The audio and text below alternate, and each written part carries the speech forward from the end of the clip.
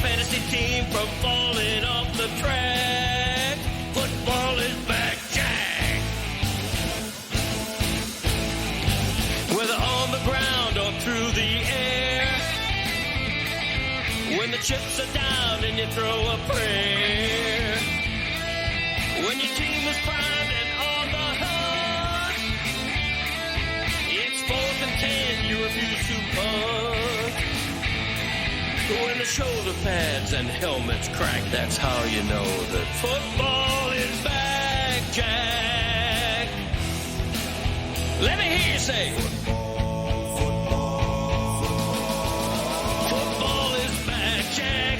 This high is wild and out of control, and we're gonna ride it every week till we reach the Super Bowl. Don't need no check down. Give me big hits and quarterbacks. If you say this game's the best, I'll say it's a gag. Football is back, Jack. Football is back, Jack. Football is back.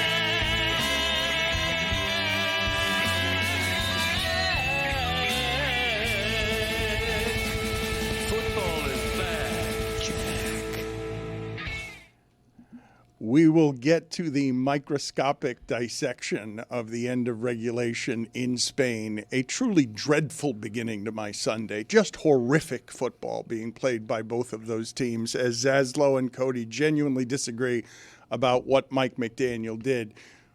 Obviously, two bad football teams. How do I know? Because on 4th and short, one gets a delay of game and has to kick a field goal. And on 4th and short, another one, when it's going for it, gets a false start. And I'm like, get out of here. Yep. Send it to Spain and stay there. Just don't come back. Don't take the flight back. The best play of that game was Mariota avoiding a safety.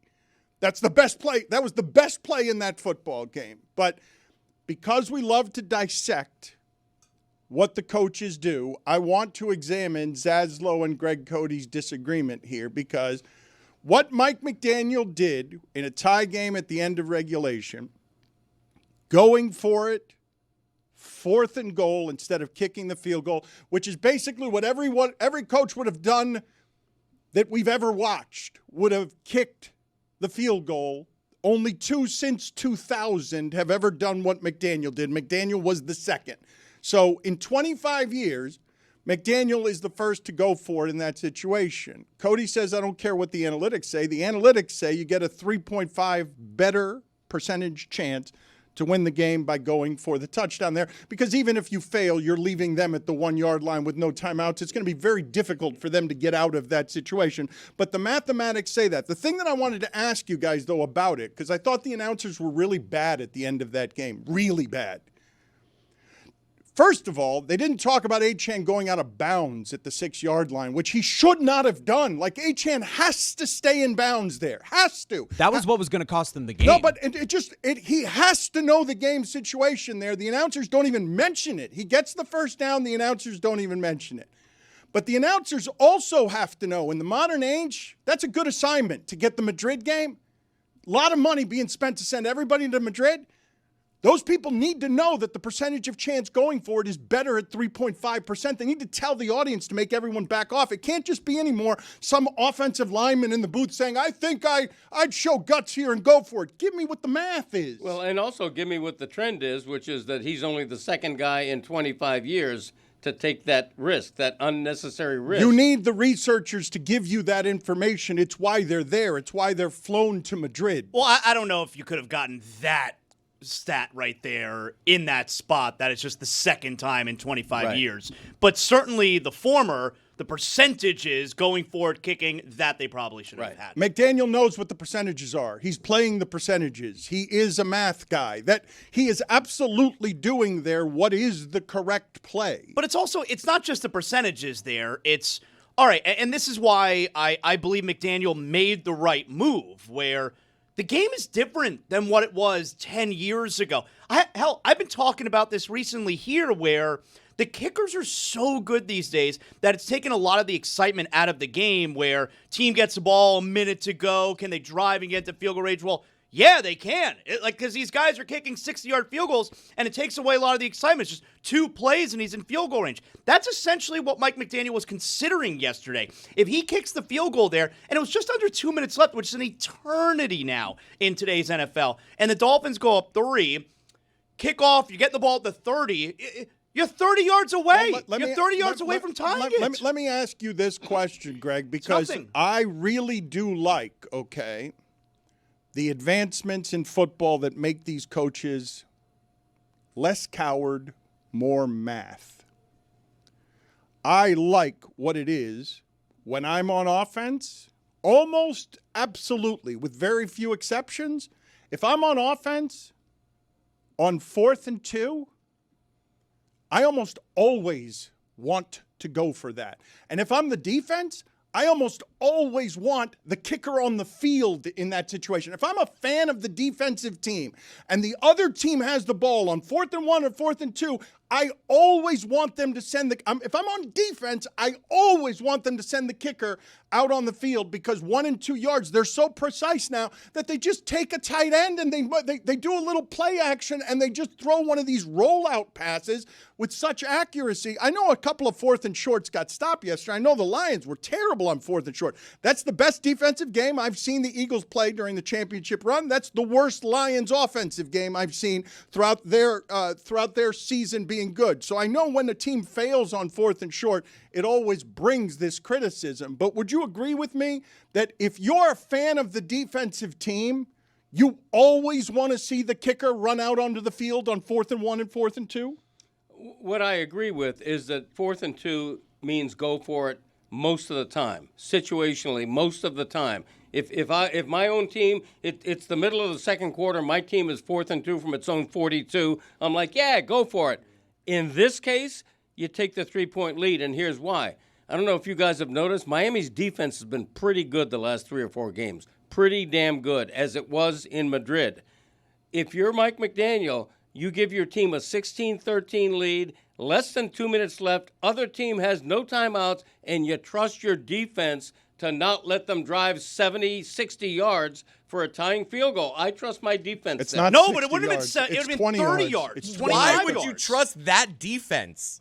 The Dolphins' defense has been pretty good the last few games. No, but your argument there, trust them to not allow 60 or 70 yards, is literally what Mike McDaniel did by saying, if we don't get a touchdown here, I trust my defense not to give up 60 yards and a potential game-tying kick. Now, the irony is that is exactly what happened. They ended up missing the kick. But, your argument there is literally what Mike McDaniel was banking on. You would agree that the Dolphins got lucky with that pick on the first play of overtime. It's a play. They made a play. Okay, Mariota had a good game. He made his only bad play of the game to begin overtime. That's luck that bailed out Or he Mike was due. McDaniel. And By that logic. Would you also agree that if the Dolphins end up losing that game in OT, Mike McDaniel is being vilified this morning? Well, that I'd agree. Nationwide? That I'd agreed with, but fans are noisy and they are. I'm not talking about fans. I'm talking about everybody. They're math averse. Greg, the thing is, every interception, every fumble, every turnover is luck, right? Just depending on if the ball's bobbled up this way, if you cut off the pass that way, if you get a hand on the football.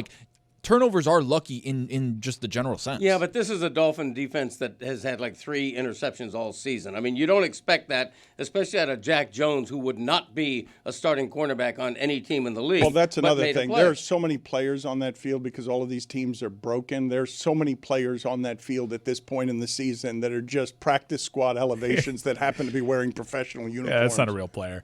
I mean, if you don't mind, I'd like to move away from the microanalyzation of Commanders Dolphins and talk about the more interesting stuff, which is Stephen Ross talking about. Well, the reports are Stephen Ross is looking for reasons to bring back Tua and Mike McDaniel, and you have a team that's fighting for a head coach. We thought this team was done and dusted, and yet you still don't want this quarterback speaking in front of a microphone. That's not. Why does he say weird things? He says weird things. All right, let's play the sound of him saying that.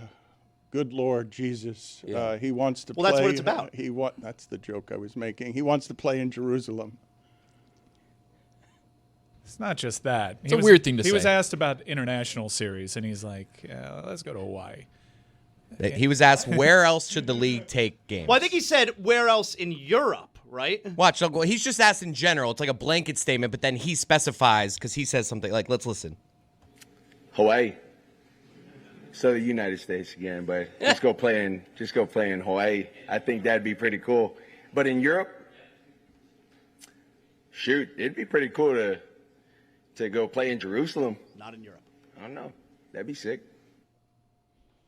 Anyway, the Dolphins have the following situation. I actually understand. I don't know how you guys feel about this, but when you talk about what they're doing for next season, given the contract situation of their quarterback and given that this draft doesn't have a surefire quarterback that you want to lose for, I understand putting a bandage on it for a year and saying, McDaniel, Tua, let's see if Tyreek Hill can get some value back, and putting a bandage on it for a year because you don't actually want the leadership void of let's blow the entire thing up and start over from ground zero. That was a good answer, though. I mean, wasn't at all worried about his brain whatsoever, hearing him speak like that and smile like that. His teeth do look great.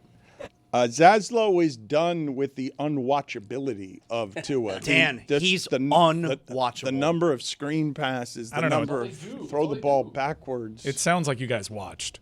I didn't, because it was Commanders-Dolphins, and I've seen this Dolphin team the entire time. I just kind of want to move this thing along here.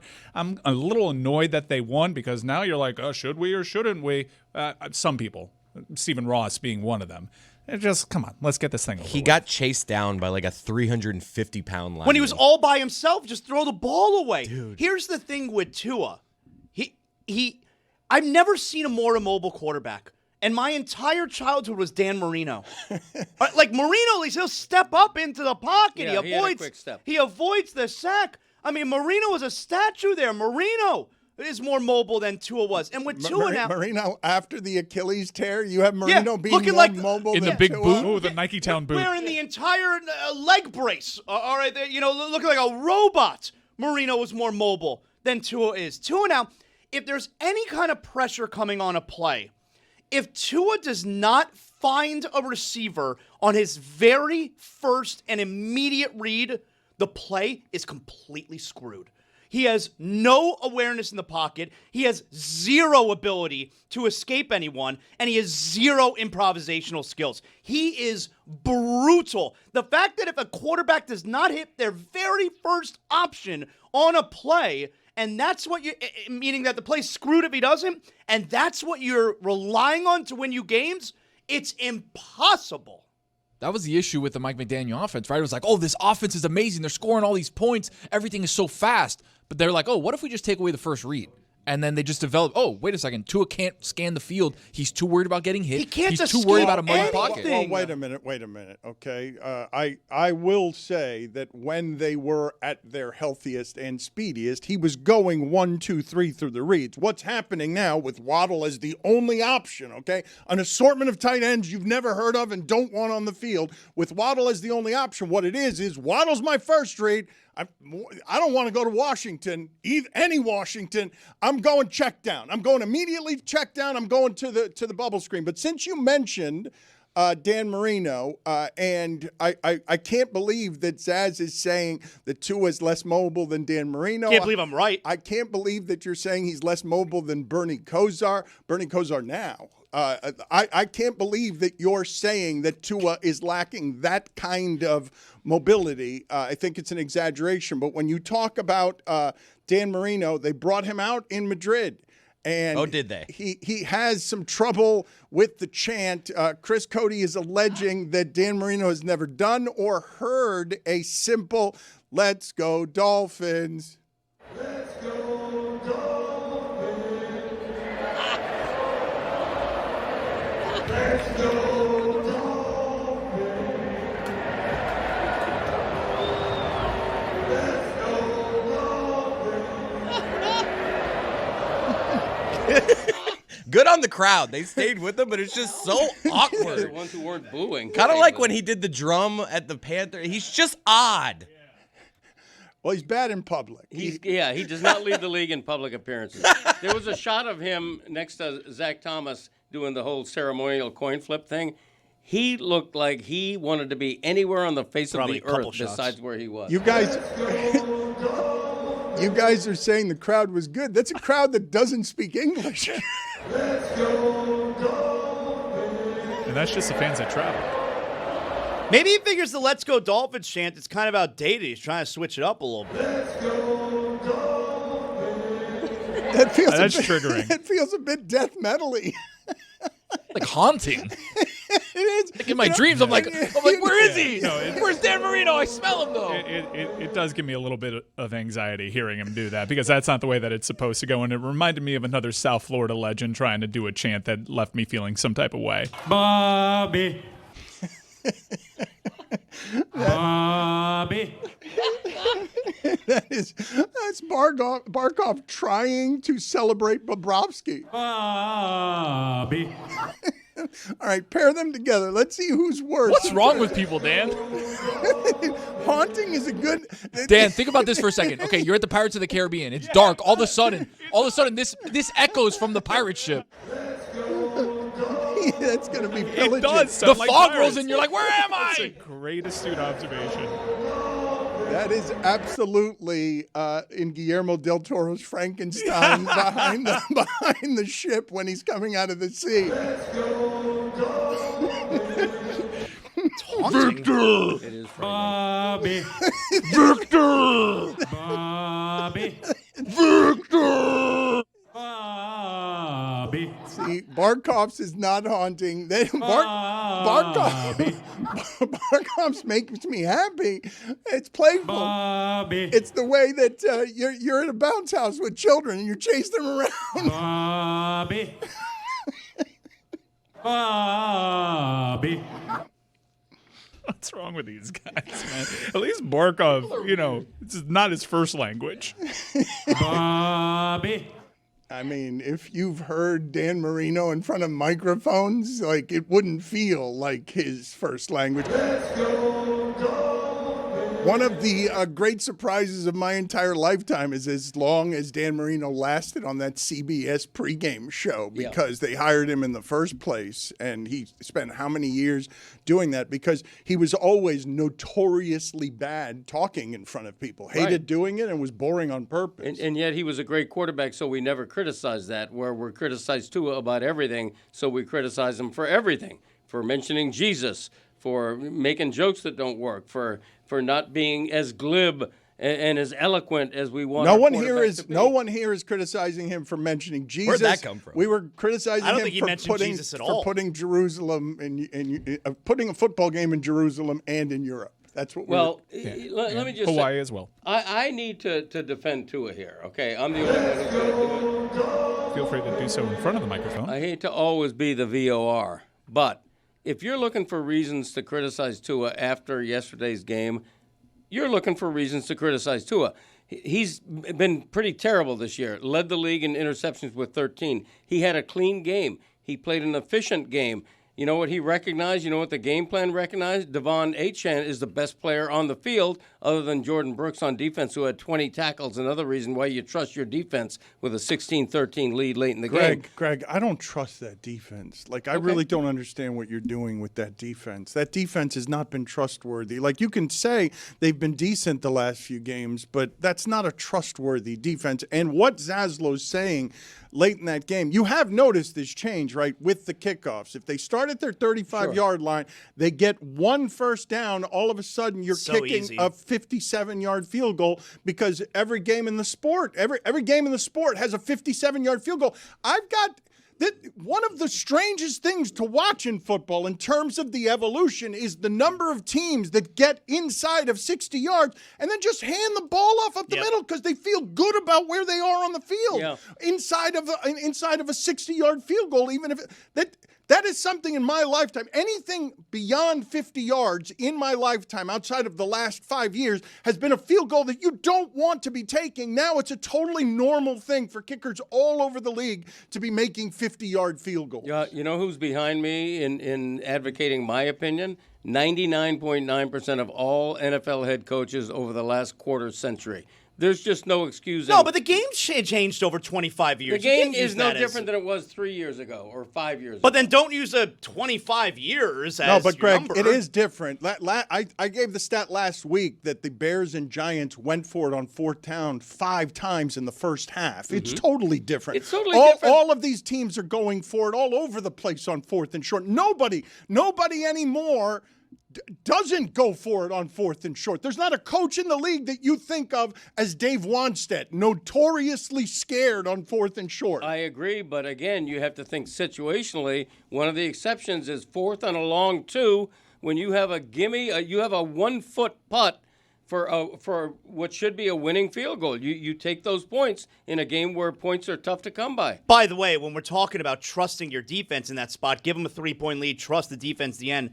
They didn't get the conversion, and the defense then literally allowed 60 yards with the opportunity to kick the game-winning field goal. Like, you want them to trust the defense there, and the defense gave it up, like, in a major way. Now, granted, it's benefit of hindsight, but still, like, they gave it up still. Let me throw another something at you. How about a modern twist on a doorbell where Amazon driver gets there, walks up to your door, and you hear this? Let's go, Dun, dun, dun, dun. Does kind of have the sing-songy. I would have a doorbell different cadence. one. I would have a different doorbell, though. Ooh, that one is nice. That's when they hold it a little bit longer. You know what I mean? Instead of Who like is a it? quick one. Let's conjure other situations where you might be scared. You've come down the stairs at midnight because you've heard a bump in the house. It is. Wait, that's also scary in that situation. It's the Halloween version. Wait, that became decidedly less happy. All of a sudden, now I've got a crazy stranger. No, that's not the one I was looking for, though. I've come down the stairs the way Tony does when something in his garage falls off of the wall. Haunting is the exact way to describe that. Gravelly. It is. It also doesn't sound at all like Dan Marino. If I didn't give you any context and said, hey, who is this? It would take you 1,000 guesses before any of you said it would be Dan Marino. But let's switch subjects here because I too am tired of talking about an epically bad football game that now puts the Miami Dolphins more in the playoff hunt than they were at 4-7. Was that Ed Orgeron?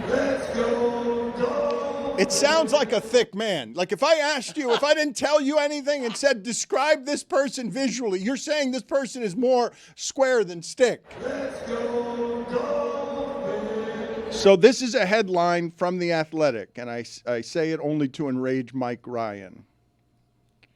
Notre Dame closing in. Miami shut out, ? Yeah, it's bullshit. And the charmed existence of a Notre Dame fan right now is insane to me. Okay, Miami's doing what the committee asked, be more consistent, look better on offense. For all the talk about offense, Miami's offense is a lot better than some of the teams that surround them. In fact, Miami, I think statistically right now, is in line to have its second best offense over the last 20 years. Miami looked thoroughly dominant on Saturday. You could say that's who Miami is. They had a midseason hiccup. That's who Miami is. They're closing the season in style. NC State didn't cross the 50 until the fourth quarter.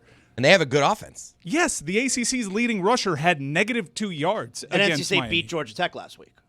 Yes, and they beat Georgia Tech and Virginia. Yeah. North they- Carolina State yeah. had been the ACC killer. They beat Georgia Tech in on 2 that weeks mic. ago. That was NC State coming off a bye. NC State's got talent on offense. I like their quarterback. Their quarterback does have a live arm. He looked like he was floating balls because Miami's defense was playing that fast. Miami's defense is unbelievable. But I realized this is bullshit over the weekend. Why am I living and dying watching Clemson run fullback dives, fumbling at the goal line twice, not enjoying my Friday night? Well, Notre Dame just gets to beat up on Navy and Pitt with coaches saying, this game doesn't matter. What are we really going to entertain this? Are we really going to take this down the line? I know what you're doing. You're putting Vanderbilt there. You're putting Utah there ahead of Miami. BYU I'm fine with for now. You're putting them there so you don't have them bunched up together, so you don't actually have to have this conversation about a head-to-head matchup. Let's put that to the side. Well, we'll see tomorrow night the rankings come out. Everyone's talking about how Notre Dame is a bona fide playoff team. No doubt about it. No discourse about it. Miami is the exact same way. If Miami gets shut out, Notre Dame better be shut out because head-to-head has to matter.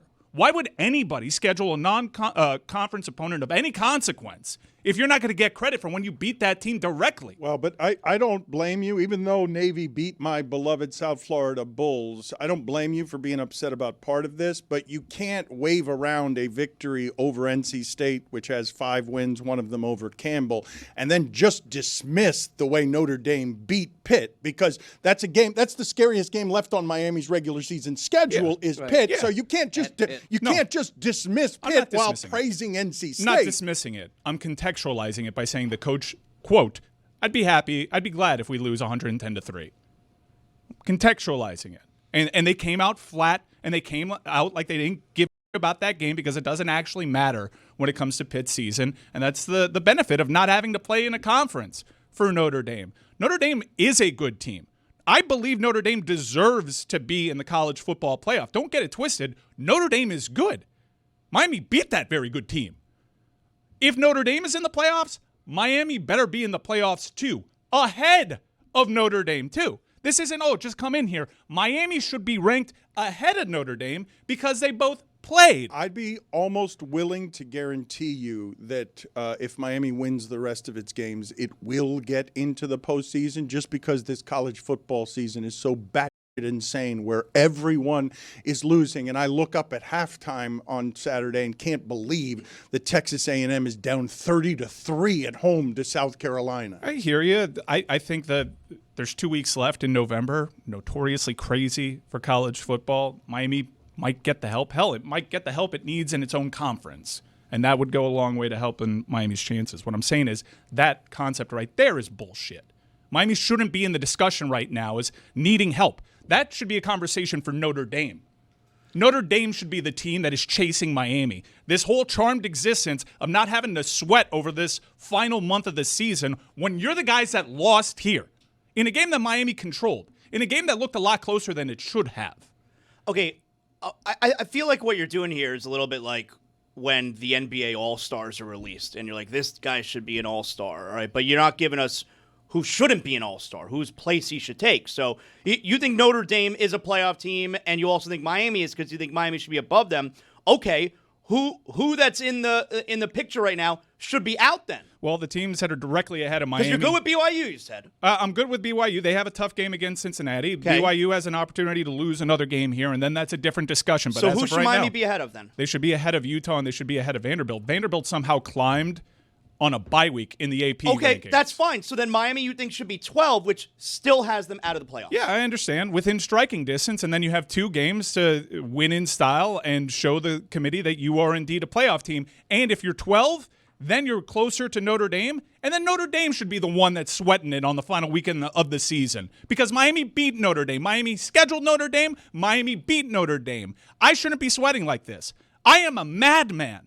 I am not enjoying myself right now. And I should be enjoying myself because a couple of weeks ago, we beat their ass at the line of scrimmage. We dominated that game. We controlled that game, and we got a victory. A victory should matter. Don't come to me and say, well, look at what Notre Dame looks like right now. If those 2 teams played, who would be favored? I don't know. My guess is Notre Dame. Guess who was favored the last time they played? Notre Dame. What happened? Miami controlled the game. I agree that if the Canes win out and finish 10-2, they're going to make the CFP, I think, and should. But let's not lose. You guys sound like homers, though. I'm not the homer. Like, do you guys know the national narrative? Do you guys know the odds? I've heard the odds. Yeah, like you're talking about how we're going to be in the CFP if we win out. Right. I listen to all these national podcasts. We're an afterthought. Right. Alabama's in good shape. Kirk Herbstreit went on television and said a 3-loss Texas should be in consideration for an at-large. A 3-loss Texas that lost to Florida that we dominated. Okay, but let's not lose track of the fact that did this to itself. At one point, they're 5-0 and number 2 in the country. They lose a game that they shouldn't have lost to Louisville, which wasn't even that close. wasn't as close as the final score. They got spanked. I think the SMU game is worse. Okay, you're they're always going to both lose a bad game. losses. You're not going to go undefeated. Yes, I hear you. Miami's lost 2 games on the last play of the game. And at least SMU's a road game. We're really going to go 21-4 over the last 2 years and not have a playoff to show for it. This is insane to me. I have a way for you to enjoy yourself, though. I'm going to tickle you some. You say you're not enjoying yourself. How about some of this? Bobby. Does help. Bobby. Does. I know Bobby. Look, I still am worried about Miami going 2-0. But, let that be the gambit. Miami has to go 2-0 here. Miami doesn't handle business in November. It's why last year they missed the college football playoff. But I listen to what the committee says. I listen to what the committee says Miami needs to do. And Miami has done that for the last 2 weeks. This looks like a different Miami team. On offense, they look dynamic. They don't look predictable anymore. It's a damn shame if we look back on the season and say the staff got in its own way because the fan base was screaming about how obvious your tendencies were, and SMU won a game that they shouldn't have beat you in. Oklahoma winning this weekend really hurts. Oklahoma has a good Oklahoma has a good resume. It No, but it could have been over for them. They would have been done, and instead they're going to get in. They got so outplayed in that game. It takes a spot from the game. I can't believe Oklahoma won that game. Here's another thing that bothers me. I understand Alabama's reputation and Miami's reputation. They have a common opponent. It went totally different ways. We want to talk good losses, bad losses, quality wins. FSU got embarrassed. FSU embarrassed Alabama. Miami played FSU. That is a bottom feeder in the ACC. That, for all the SEC narrative that we have there, why doesn't that stick? Alabama lost. First game of the season. Miami was the first game. You know the answer to your question, though. There are going to be 6 SEC teams in the tournament, no matter how bad the SEC is. But that's bull. It's bull. They're beating each other up, and they're getting credit for depth, where Miami doesn't get credit for depth, even though the SMU team that they played has only lost 1 regular season conference game since joining the conference. The Louisville loss, these are not bad teams. Notre Dame played Louisville last year. Notre Dame was in a 1-score game at home against Louisville last year. Notre Dame and several CFP teams could go to SMU and not win that game. These are not bad losses. They're bad losses in that Miami kind of beat themselves in it, and that's really frustrating. But if for all this, it's not how you start, it's how you finish talk, well, Miami's on halfway to finishing pretty damn good. Right. Because that team on Saturday looks like it definitely deserves to be in the field.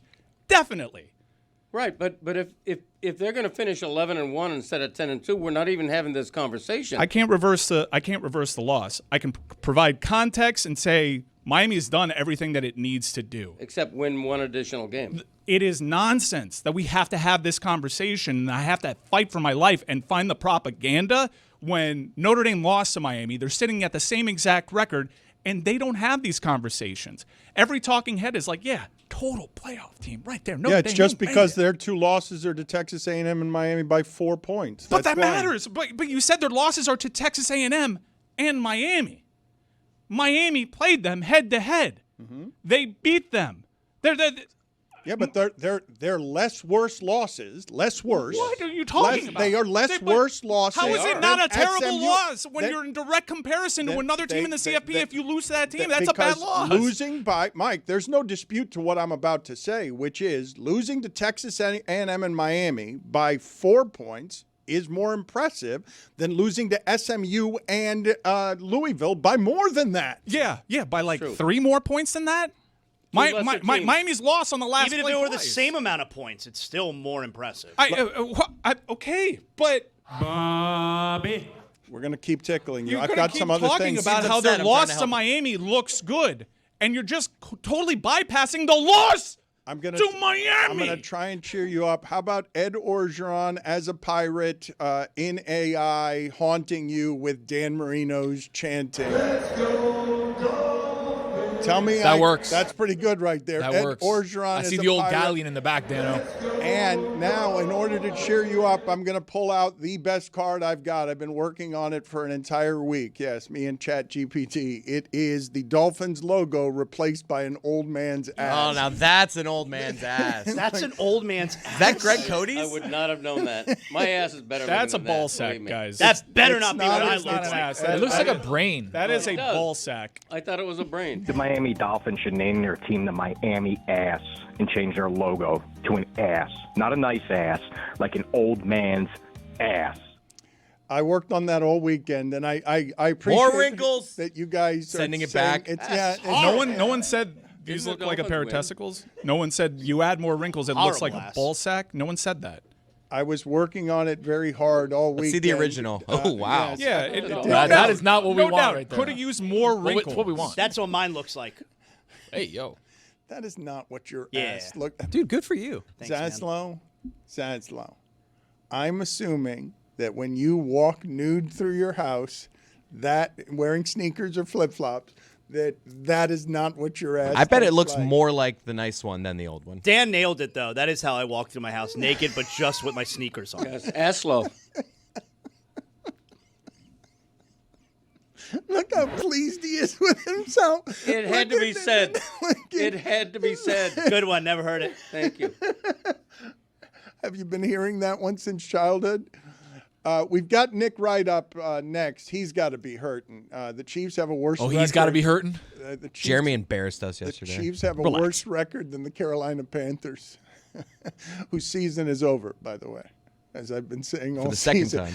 Bryce Young threw for 448 yards yesterday, left the field twice in a way that I thought he had career-ending injury.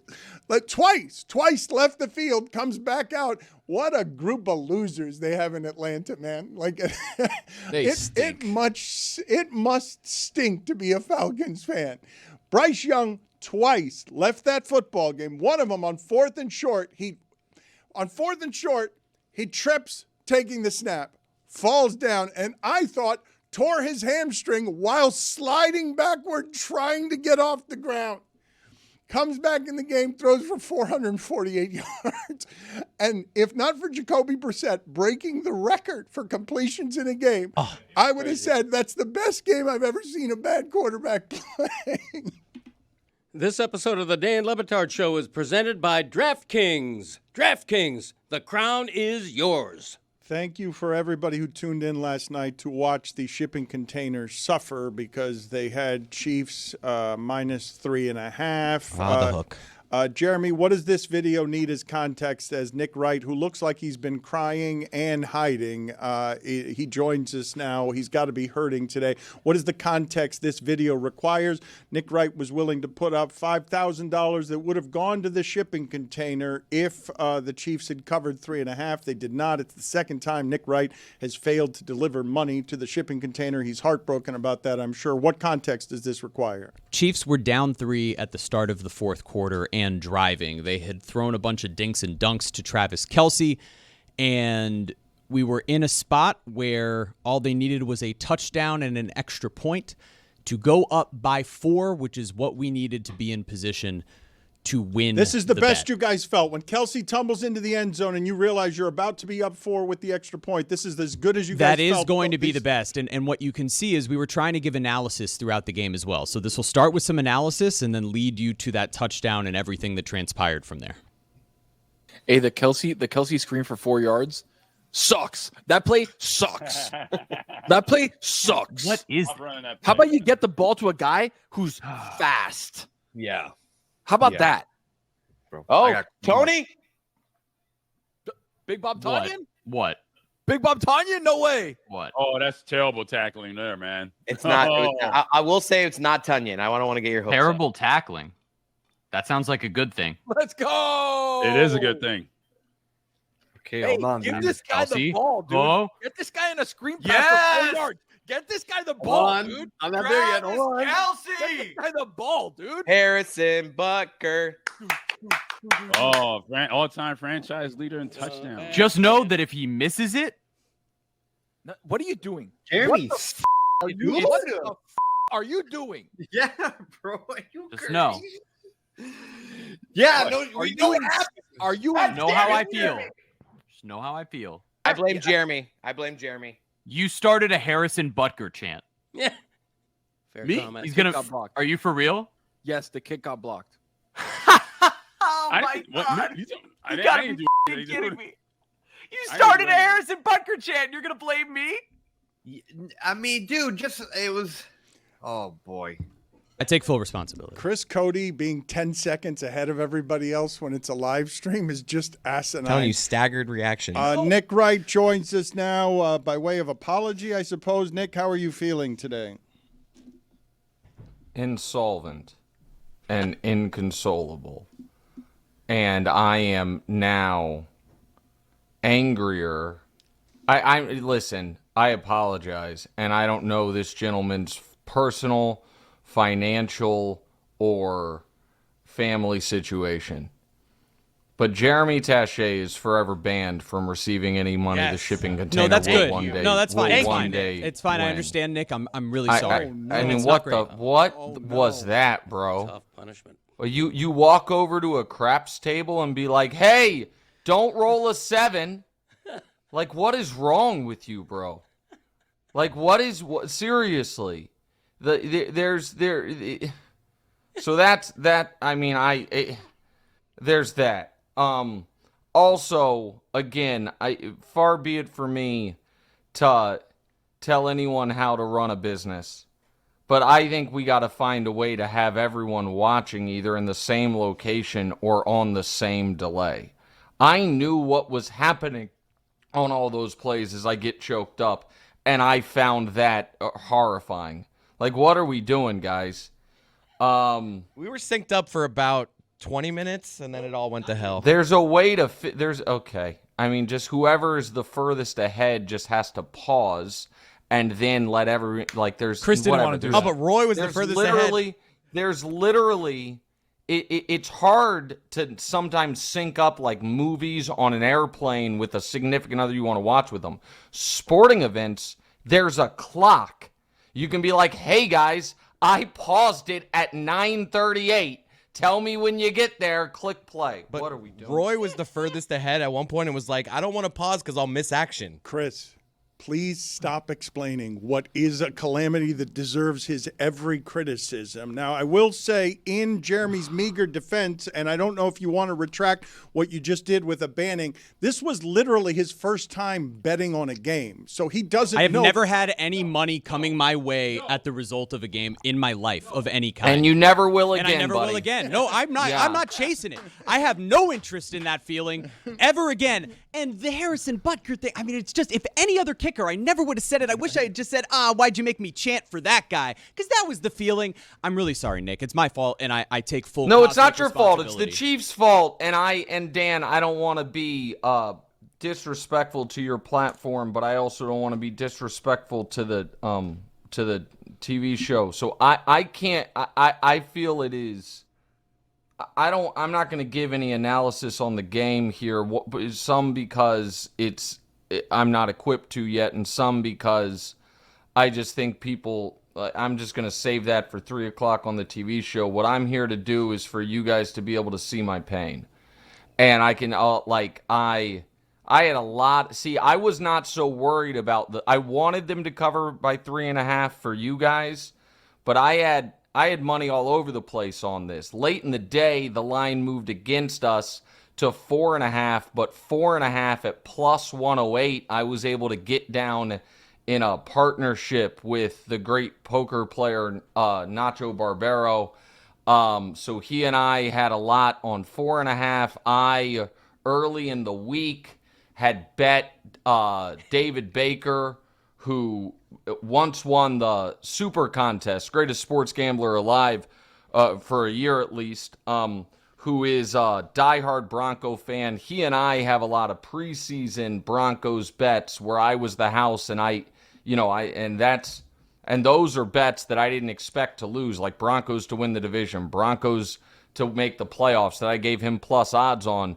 So I layered a lot more on Chiefs minus 3.5 with him. I actually had a winning morning thanks to despite Mike McDaniel's best efforts. Miami covered the 2.5, so that set me up well. I had the Bears money line. That went well. And then I just rolled all of that into the Chiefs money line at minus 200. And that was and there is this. I just love the God Dog team. And I literally get heckled on the street when they lose. And it used to be from folks that I don't, mostly Eagles fans, but now there's going to be a Bronco fan. It's just a bad morning, man. This was a, and again, Chris Cody, if I'm going too long, I apologize.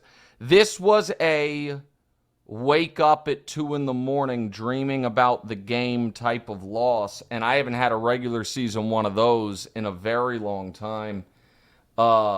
And it's also a email your financial manager at 6 a.m. like, hey man, I know this is the account we say we don't touch, but I need a little transfer. All right. I need a little transfer. You can watch and listen to his embargoed thoughts on First Things First, weekdays, 3 p.m. on FS1. You can get his podcast, What's Right with Nick Wright, wherever it is that you get your podcast. But where does this one rank in terms of overall pain for you? A loss that feels a little bit sleepless, because now it's not just your money, Nick, and I don't know which one of these. I'm going to say that your money hurts more, but I don't know given how much you care about this team emotionally. I can make the money.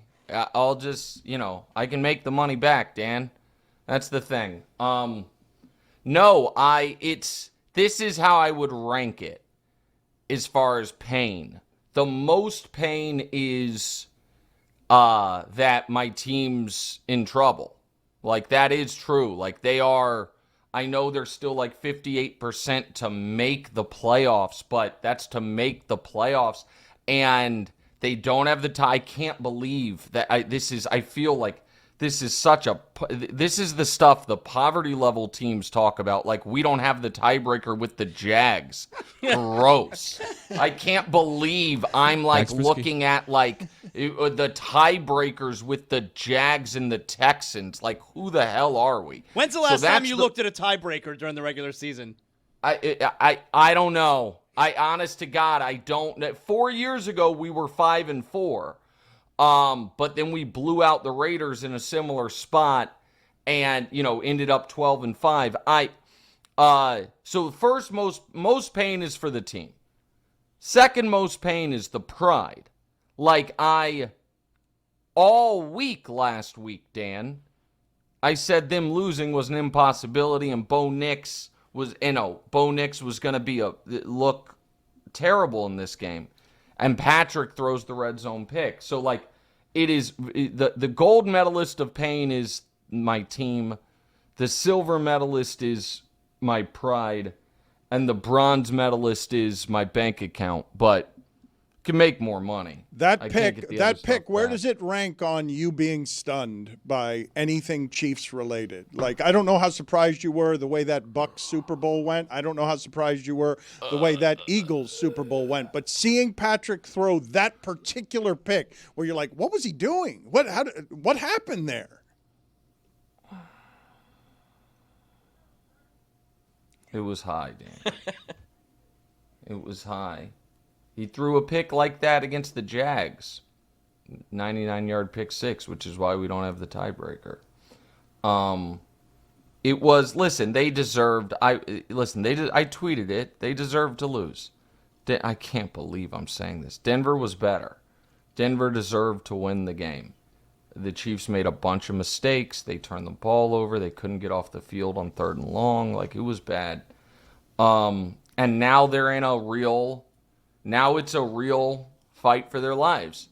And I still, there is a part of me that says we're now just going, the revenge will be 2-7 in Denver, round one of the playoffs. That's certainly on the board. But it is, if you actually dig into it, they're in a very precarious spot. If the playoffs started today, the Lions, Ravens, and Chiefs would be out. They were 11-0 in one-score games last year. They're 0-5 in one-score games this year. What is that? Well, you threw a lot at me there. The Ravens are not good. Now they have the same record as the Chiefs, but like the Ravens, like that win against Cleveland was horrifying. So the Ravens' problem is their quarterback missed some time, their defense was bad, and now their quarterback's back, and he's not himself. The Lions, the NFC is stacked, and their lines aren't quite as good as they were. The Chiefs, it's bizarre because the offensive line is much better than it was last year, and the receiving core is healthy. And while, yes, winning 17 straight one-score games is aberrant. Losing 5 straight is aberrant as well. And so I don't have the answer for you there, Dan. I don't. Which one hurts more of the things I'm about to tell you? Third place? This is awful. Worse record than the Panthers, same record as the Texans. Oh, you mean third place in the division? Yes. Is that what you're saying? When Yes, you say third place in the division. Worse record than the Panthers, I hadn't even thought about. You guys are sons of bitches. I gotta tell you, seriously. The mics are off, but there must be one spare mic on where I hear that godforsaken shipping container giggling. I just gave, and Taché is like, that was my first time betting on sports. You didn't bet on sports yesterday. I know, buddy. we kept telling you were on a free roll. Shut up. It cost you nothing. You were on just a maybe I'll be able to pick up a few extra dollars situation. And you guys are in there giggling. Bills. What did he say? Don't worry about it. It doesn't matter. Jeremy, shut up. I'm sorry. Stand down. I'm sorry. Nick, I'm sorry. I apologize. I apologize for what he did. Chris okay? chanted. You shut up. Not another word. Not another word, I swear to God. What he did yesterday was sickening. Okay, what he did yesterday was irrehensible. What he did yesterday was disgusting. Irrehensible. Not a word. I knew what he meant. That's reprehensible. You know what he meant. You know what I meant. It means irresponsible Thank you. reprehensibility. Thank you. It's a combo word. I'm gonna start I like using it. that word. Thank you. Moreover. Hey. Moreover. Wow, moreover. I agree with the ban on Jeremy for all time. Yes. I second that ban. I third it. All right, so I'm Yeah, sorry. he reminds me of the guy, like Jeremy. I never thought I would say this, but you're starting to remind me of the guy who does soccer play-by-play now. Like, what do we do? Like What a compliment. Thank you. You should know better. Yeah, like professional and I'm sure good at your craft, but also like, dude, why is he here? Like, what are you doing? Real quick before I go, Tony, sir, on the side, if you got anybody that might be interested in a day date, tell me the best number, okay? I'll text you. All right, thanks. The Kansas City Chiefs, 8th place in the AFC. You can catch all his thoughts embargoed. They're in 9th place, actually, Dan. If you're going to troll me, do it correctly. They're in 9th place because they currently don't have the tiebreaker against the Texans. They're actually in 9th place. That's my bad. They have 2 more wins than Miami. Miami's firing people because they're so bad. That's one more win than Miami. Sweet Christ! You can watch him on First Things First, weekdays at 3 p.m. Eastern on FS1, and the podcast with his son is called What's Right with Nick Wright. Thank you for making the time, Nick. We will figure out what the next bet is the next time you come on, okay? Jeremy's not allowed. It's about to be a kidney. See you guys. I'm sorry, Nick. Yeah, that one hurts. I can't even imagine how much he had on that game. The last time he was on with us, I think he said I was in a rigged game in Milan, and then and then this time, what was the great name of the poker player? Nacho Barbero. Nacho Barbero. Great name. He's so open about the gambling and all the money that he's winning or losing. His wife doesn't get mad at him? Well, he's got his own accounts on the side where they're exclusively for his habits. He's got. I'll tell you, wives, we know what they love. This winning? AFC playoff picture is insane. I mean, it's November. It's almost turkey time, folks. Where the Dolphins at? And the Ravens and the Chiefs are in the hunt graphic. Dolphins are a week away from in the hunt. I mean, The Lions are out of the playoffs today. Right? If I told you this before the season, Lions, Ravens, Chiefs in the hunt graphic.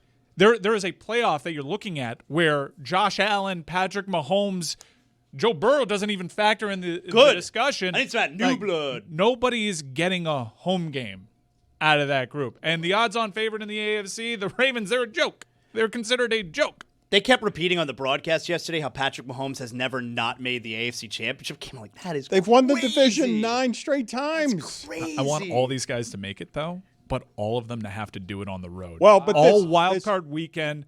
Like, Texans, we may get Patrick Mahomes in the noon trademark Houston Texans. Who are the home window. quarterbacks? Davis Mills, No, but Daniel Jones. This is the situation we're in after. Let's examine last night's game for a second because we're going to talk about the Chiefs. The Chiefs losing is a bigger story than just about anybody else winning. It's an amazing space that they find themselves in, and you saw last night. I think we can agree on this part, right? If the Lions window is not closed, you saw last night how they're going to lose in the playoffs. If they have to go on the road, play outside, play in the cold, Jared Goff's going to go 2 for 18 on his last few attempts. That's as bad as Jared Goff has ever played. I'm including a 13-3 Super Bowl loss to the Patriots in there.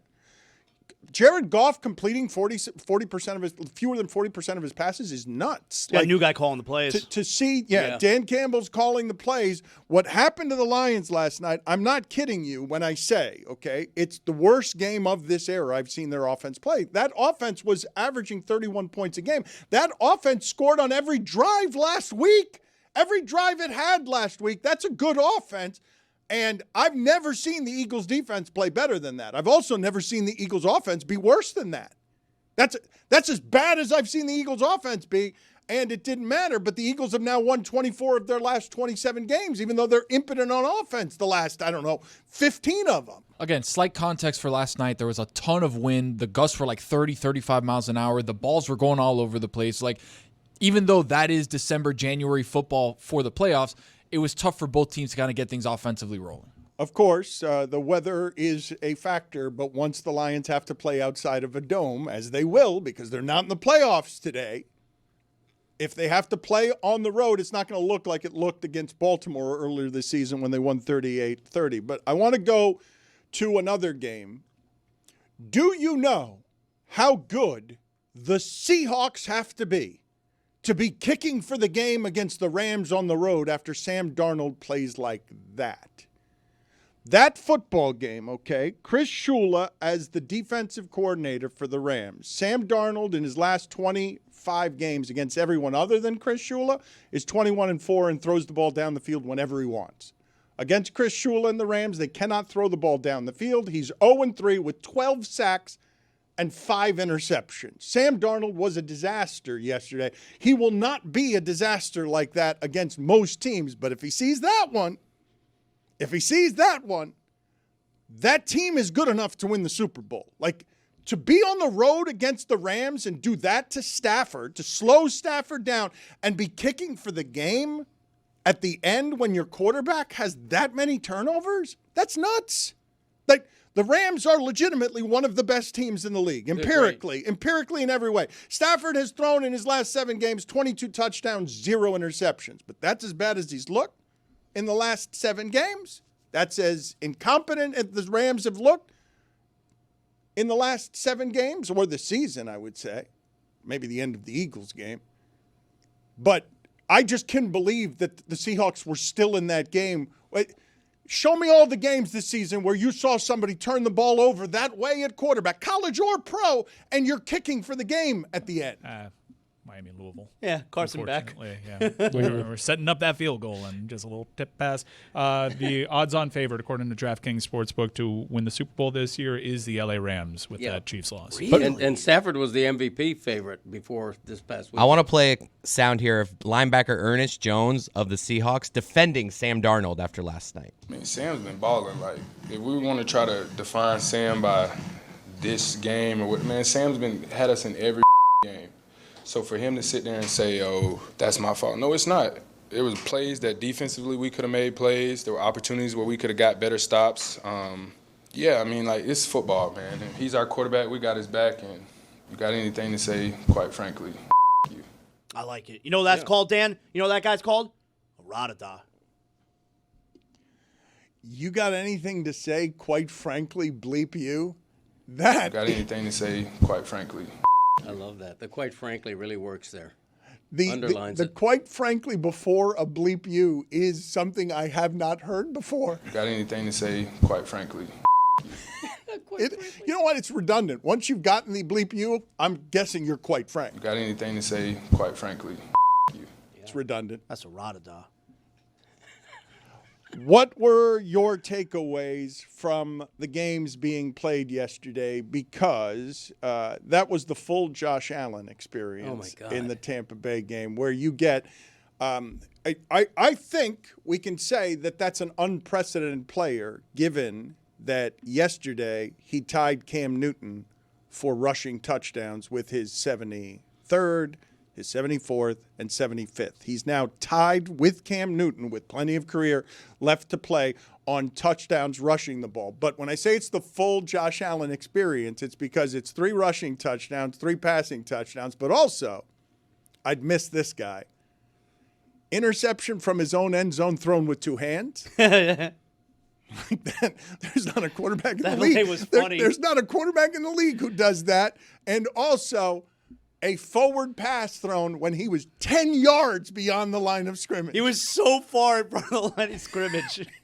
Not 4 yards, 10 yards. And it really is.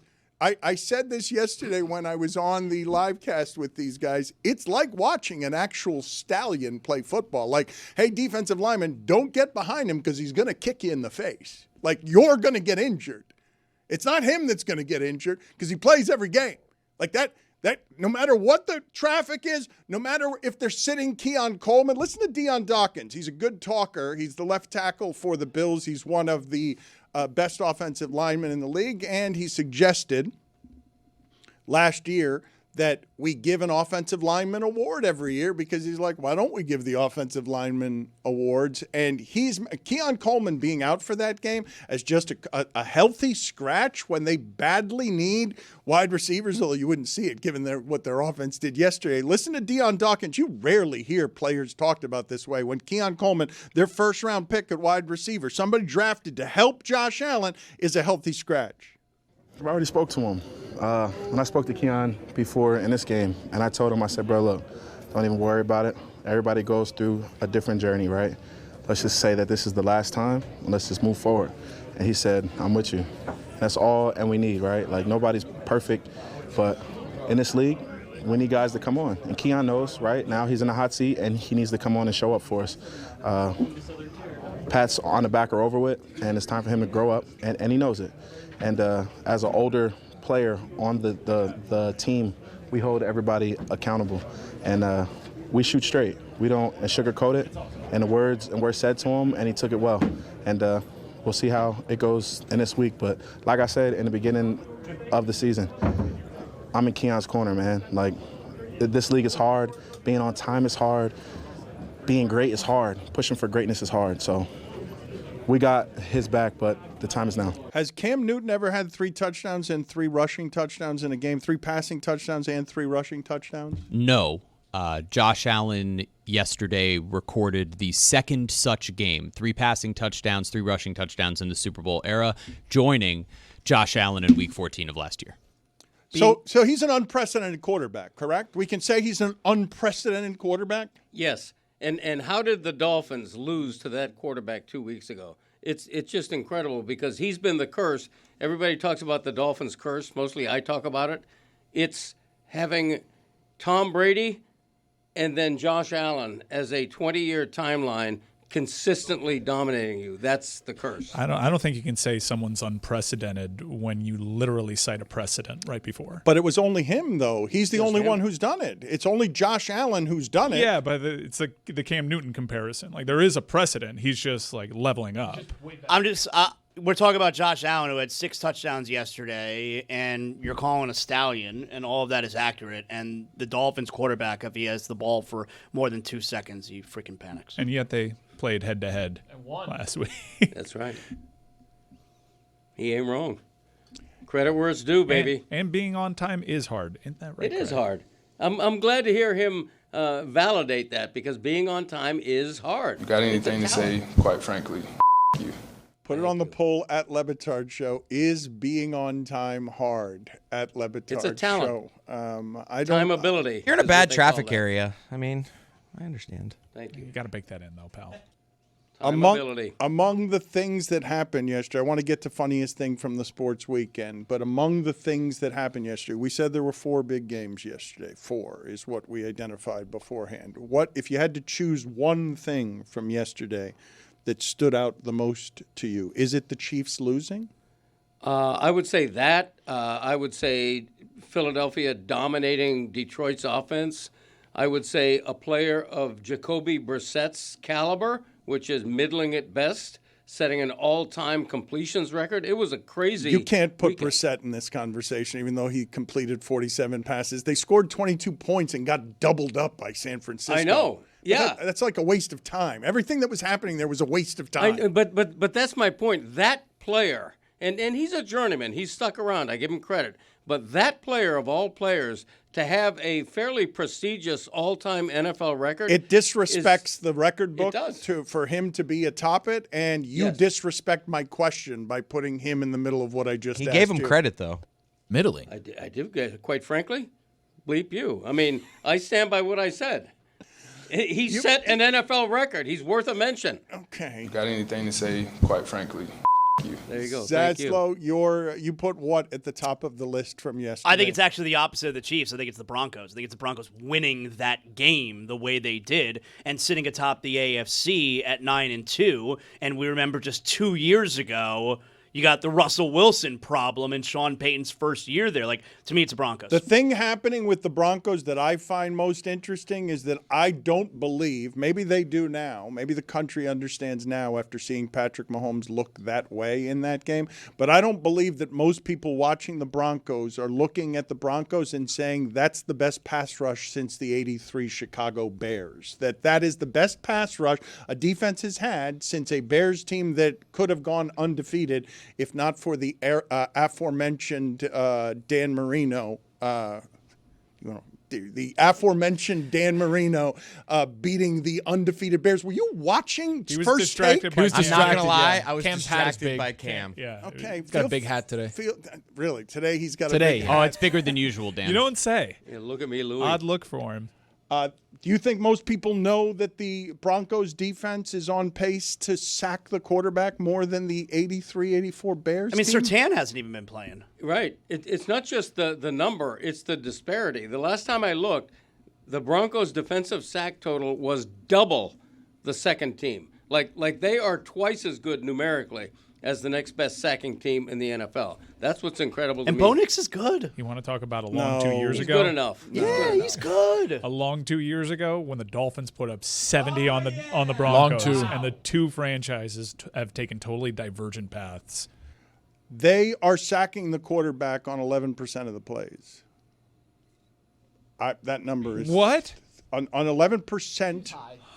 49 sacks on 438 dropbacks. That's an 11.2% sack percentage. For the season? For the season. Yes. That would be the highest, I'm obviously, telling in a season what I'm since they telling started you is that tracking this it. defense That is stunning. This defense is all time good. Like when I say 83 Bears, like 83 Bears are just with the Ravens of the Super Bowl Ravens of Ray Lewis as the best we've ever seen at defense. That's crazy. And they can do it with 4 guys. They blitz and stuff, but they can do it with 4 guys, and it is something that makes Patrick Mahomes look bad because it'll make any quarterback Great look points bad. by you. Small fine. 85 Bears, not 83.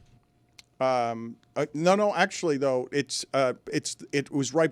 I think it was the defense right before the 80. I did conflate years there, but I think the defense before they became the championship Bears. I think you always hear about the 83 I think it Bears. had more sacks. No, Please look it up. Look it up. You're telling us to look it up. No, We'll look it please, up. We'll please look it up. tell me whether I have this wrong or not. But I do It is think funny. I do think the year before they actually had more sacks. You know about those 71 Dolphins? But I did make that mistake of putting the two teams. How about the 70 Dolphins?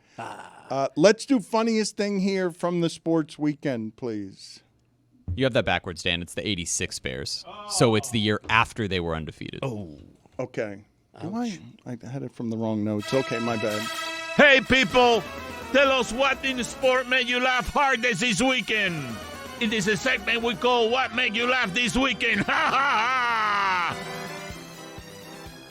Jeremy, what was the funniest thing from the sports weekend? This is a great one submitted by a listener that despite Jeremy's enthusiasm, the Heat would be a play-in team if the season ended today. Isn't that the truth? Come on.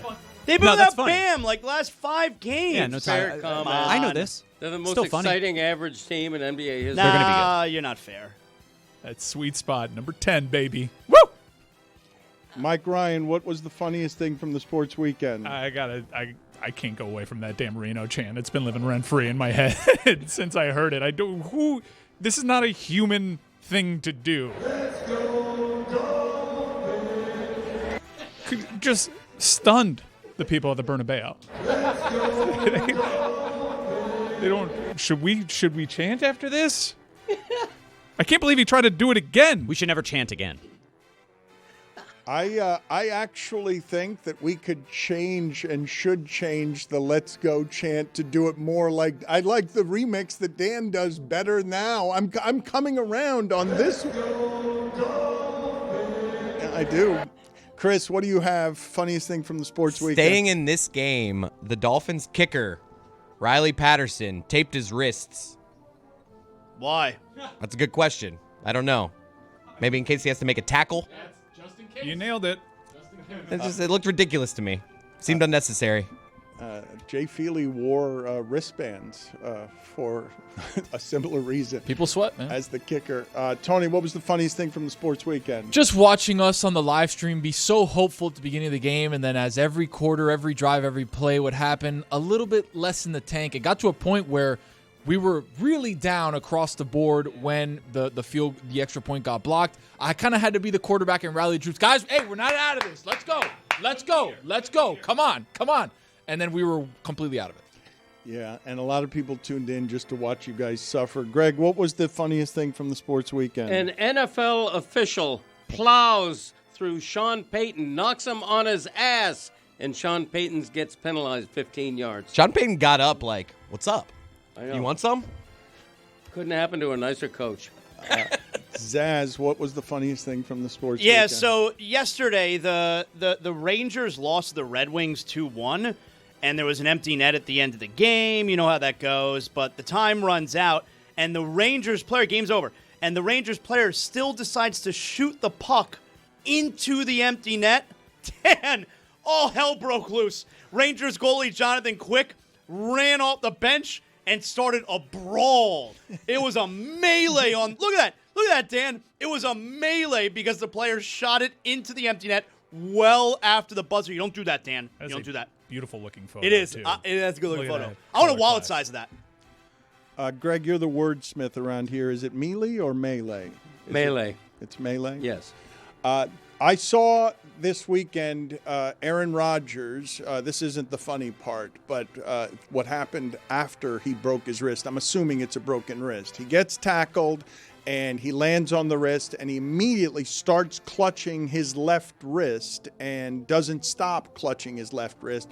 But he did play one more play with what looked like a broken wrist, and when they broke the huddle, he clapped his hands. You have to.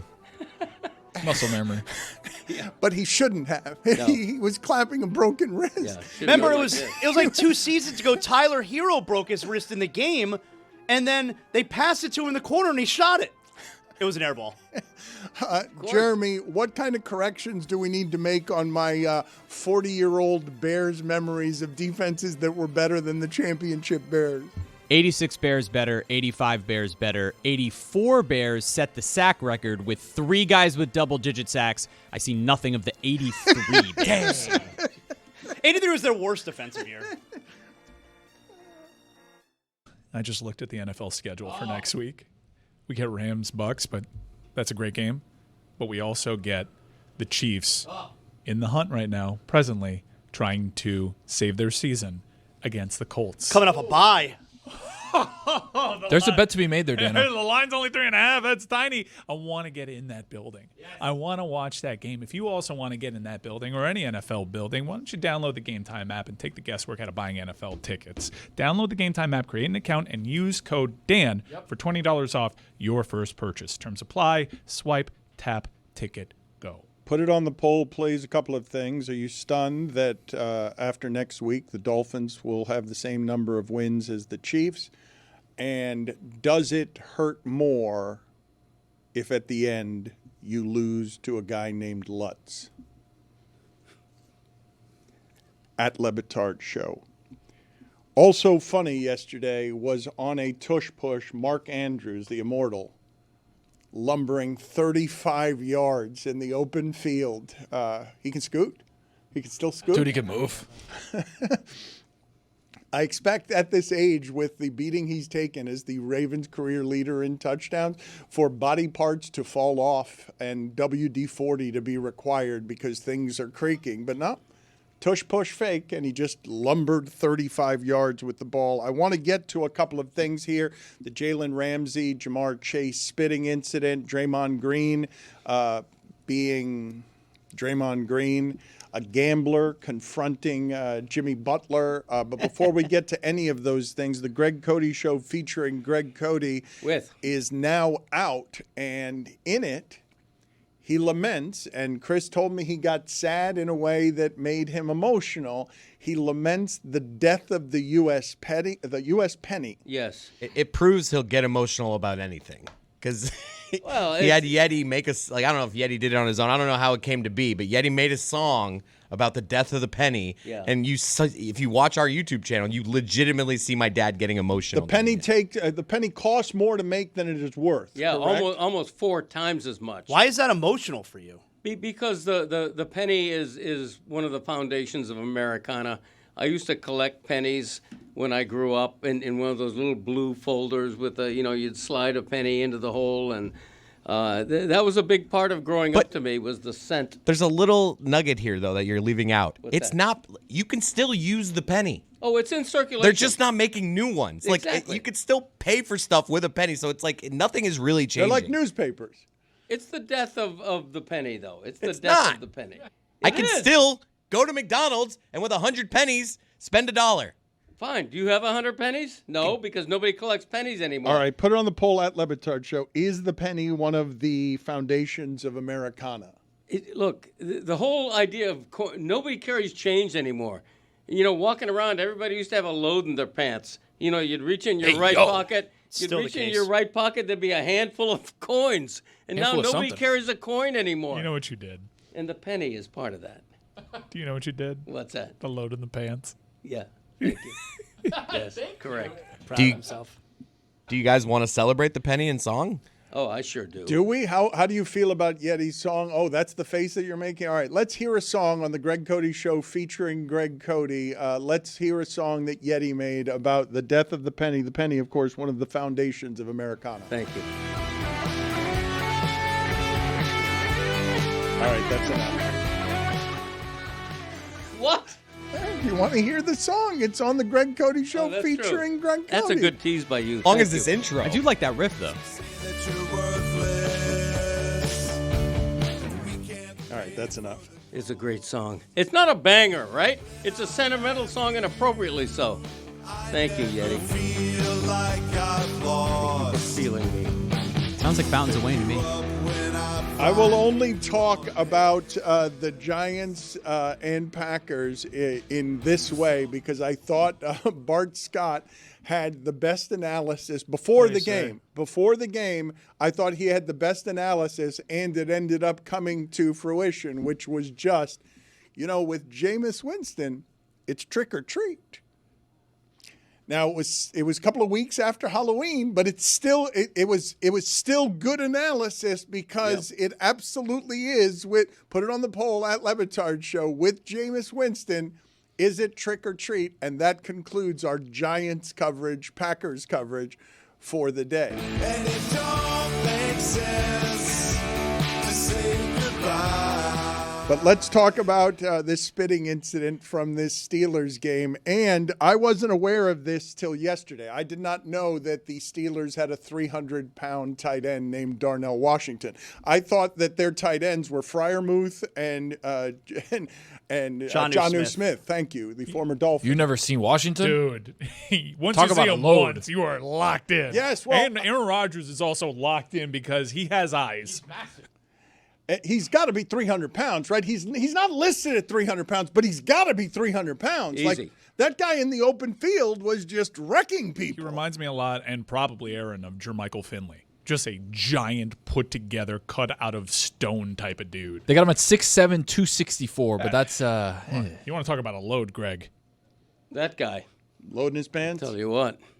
Damn right, jingle jangle, right? So Jalen Ramsey, I don't think jingle jangle is the same kind of load in the pants. It's just coins. dawned upon me that he doesn't understand what a load means. We're talking about coins Well, in he a said pocket. he was doing it About a on couple purpose, coins. but he I was don't lying. think so. Yeah, I think he was lying to me. It's when Gaslighting you you. did load Yeah. in the pants, we thought you knew what you were saying, but you did. were just saying change in the pants. Right. But that's not what a load in the pants is. You know about that jizz? There's more definitions to what that means. What do you think? I'm referring to a baby diaper? You know what? I'm not going to allow Mike Ryan to That was do that. obscene, right? Yeah, he's got a Minor penalty, 2 minutes for a contribution. This will work out with the green shirt. That's also a load in the pants. Yeah, the green screen and the green shirt isn't going to work, so you can go sit in there and make bad television like you made bad audio. He was right.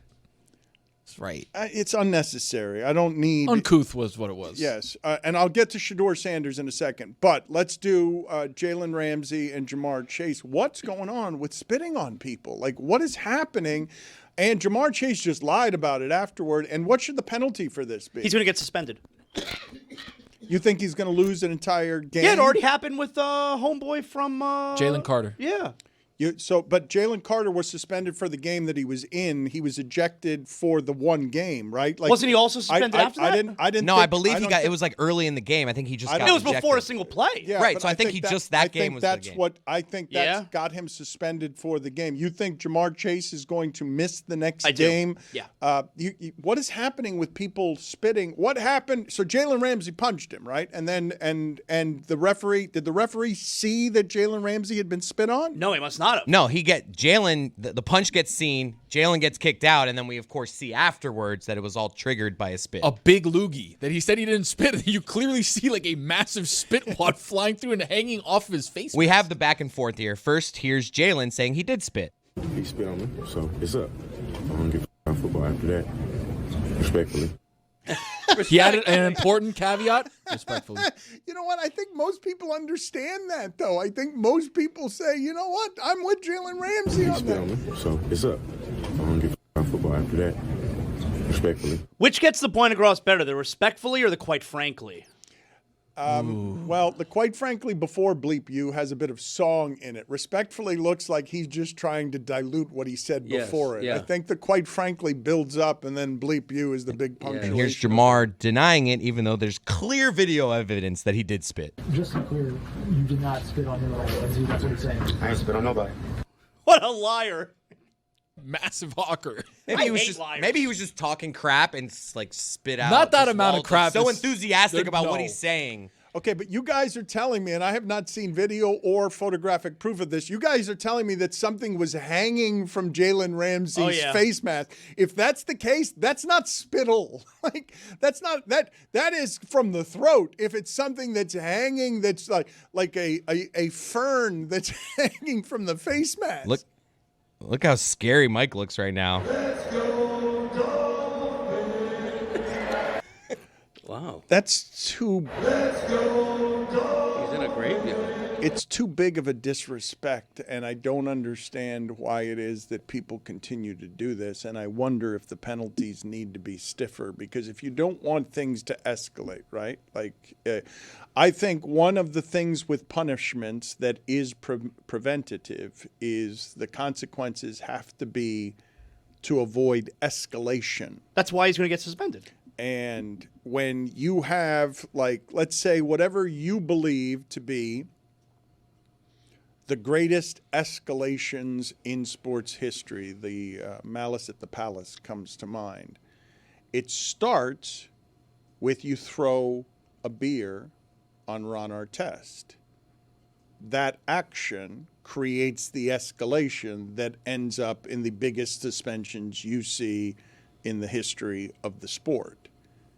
I think the suspensions have to be pretty stiff on this as a disrespect, because what can escalate after that can get a lot messier than what happened in that game. If your teammates see it, then I know that, Greg, after the game that was marred earlier this season by punches being thrown after the game that involved the Lions, you were lamenting and you were saying that that had to be big suspensions. If other players on your team see that you have a loogie hanging from your face mask and it's Jalen Ramsey who's feeling that level of disrespect that he tells you after that, he's like, football doesn't matter, my job doesn't matter, my paycheck doesn't matter, I'm on television doesn't matter, my team's in the playoff hunt doesn't matter, Aaron Rodgers last year doesn't matter, nothing matters after that. It's just not something that you can have in the sport. You can't abide that level of disrespect. Suspending someone a game is something that matters in that sport when there are 17 games. But I do wonder if there are enough deterrents given the amount of spitting we've seen recently. It seems like there's not enough of a deterrent. Well, I think it's going to depend on the NFL really rethinking its whole punishment system and adding this, because right now it's the physicality that they're after. In other words, if you spit at me and I punch you, I'm more liable for punishment than you are, even though you started it. And my other question is... The ref couldn't have seen that there was spit, though. That couldn't have been seen. Otherwise, Right. they'd both be ejected. But my other question is, what if the disrespect is spoken? What if instead of spitting at you, I say something that's I don't think really there's anything that you could say, honestly, as disrespectful as that. Put it on the poll at LeBatard Show. Is there anything anyone can say to you as disrespectful as spitting in your face? Clarification on the Jalen Carter situation. So he was suspended in the game that he was in, obviously kicked out. The NFL said, we're not going to suspend you for another following game after that. So it was literally a whole game that he was kicked out for. It was, again, one of the first plays of the game. No, it was basically before the first play. It was after the kickoff. Yeah, it was on the field. Yeah, Dak Prescott had just come out. But I would say, honestly, I'm not kidding about this. I'm serious about what I'm about to say. The punishment should be worse if the expectoration is worse. If there's a loogie hanging from your face mask, like with Jalen Carter, there was some question about, did he, didn't he? We got to go to the video. But if there's a loogie hanging from your face mask, the punishment needs to be worse than that. So do you just have to leave the loogie hanging on your face and run to the referee Yes. and say, see, Yes. see? Yes. It takes a skill to spit through a face mask, I would imagine, because you've got a bar here or a bar there. How do you have to raise your lips to, it's guy who's weird. never had his hand in the dirt. I don't like that from Greg Cody. I don't like that look. It's skillful, though. Yeah, but you got to know. You got to put a helmet on. Throw a hawker out there. Just like Dan last week, not a fan of having his hand in the dirt. Greg Cody showing your ass right now. Okay, but I'm respecting the ability to spit through a face mask. I don't condone spitting, but I'm respecting the ability to accurately Sounds spit. like you're not condemning it either, though. You ever spit on someone? I have not, nor would I. Me neither. Nor would I. But if I do spit on someone, does it justify him punching me in the Yes. face? I don't think so. Respectfully. You get a You disease from being spit on. You're thinking 5 years ago. Have you seen the spit offs that they have in the East? They got rid of that. Respectfully. I'll never forget It's a big breakthrough 5 years what they ago. did to us. So 5 years ago, I really us just for the record, okay? I want you guys to now imagine Jalen Ramsey out for the rest of the season because of a disease that he got from the mouth of Jamar Chase. Yeah. Pandemic. Respectfully. You kidding me? You spit during the pandemic. They put a white suit on you. You couldn't even see through. Coughing just now is back. Jalen Ramsey out 2 weeks, spitting disease. Right. What is the disease you believe that people can get from spitting? Just out of curiosity, Probably like AIDS. what are Spitosis. All right. Respectfully. I mean, they should both be gone. You ask me. Yeah, it's my mistake. I want to ask you guys this because I don't believe that there's any circumstance under which we're talking about the third string quarterback who's a fifth-round pick on a terrible Browns team unless it's Shedeur Sanders. Like, it's legitimately not in my lifetime a story that I'm ever going to see talked about a great deal on a Monday after the weekend's games. How bad and unprepared did the fifth-round pick, who's the third-string quarterback for a truly terrible team, this is the only guy famous enough to have ever registered on anyone's conversation scale. He clearly wasn't ready. The Browns obviously knew he wasn't ready. He showed yesterday why it is that they thought he was not ready, and yet I believe a lot of people will still be talking about him, even though he's an irrelevant person in the league. Can you hype up the crowd when you're running onto the field and then go 4 for 16 with an interception? That's tough. Come on. You can. it is tough. I rethought my position from a month ago where I was arguing on behalf of the Lego helmets. Romeo Dobbs, when you drop the ball that much, you can't be wearing a Lego helmet. Like, you got to catch the ball if you're wearing the Lego helmet. I'm fine with you running around wearing the Lego helmet and not dropping the ball, but if you're going to drop the ball and look ridiculous with the Lego helmet, I'm going to be embarrassed on your behalf. Am I supposed to believe, because the big story is that Shedeur Sanders was completely unprepared, and it's not his fault, it's Kevin Stefanski's fault, because apparently he has not taken a single snap with the first team since preseason. How could that be true if he goes into this game as the backup? Not a single practice snap with the first team, and he's the backup quarterback? Well, I mean, is that even reasonable to believe? Well, he was only the backup because Dylan Gabriel got a concussion.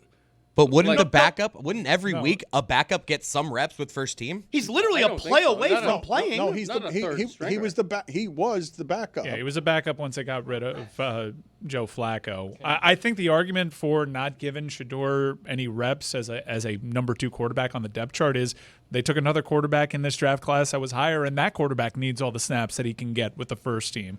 And clearly, they've seen enough throughout their evaluation process that leads them to believe they have a better chance of winning with Dylan Gabriel than Shedeur. And so probably they decided no snaps for Shedeur, all the snaps for Dylan Gabriel. I mean, I'm sure that's true, but like when the Dolphins threw Quinn Ewers in there a few weeks ago, like no one was saying he hasn't had a single snap with the first team in practice since training camp, right? I don't think anybody was making excuses for him at the time. And I imagine Quinn Ewers did get some first-team snaps. I would think so. But it's also not the Tua same. thing. It's not the same situation. Tua doesn't need more practice snaps. Dylan Gabriel needs all of the practice snaps. Yeah. He's not a veteran quarterback. So just to correct things, because it's important that we get things right about all the Bears' defenses, but also diseases spread through spitting. AIDS not one of them. That's right. So just to be clear, No, who said that? Double check on that. it was just double checked. There aren't a lot of diseases that can be spread through. Can find out those though if you'd like. No, but I said half jokingly, and it's true, that during the height of the pandemic, if you sneezed in public, people looked at you crazy. Ebola. Yeah. Coughing was the real thing. Coughing, Sneezing right. a little less so. I'm a professional cougher. I know that. It was tough going through the pandemic coughing, believe me. Before we get to Bill Belichick being cold in the handshake with Wake Forest after the game, after losing to Wake Forest, I do want to get to this Draymond Green story because we were just talking about Jamar Chase up and down lying, about spitting on a face mask where there was clearly a loogie.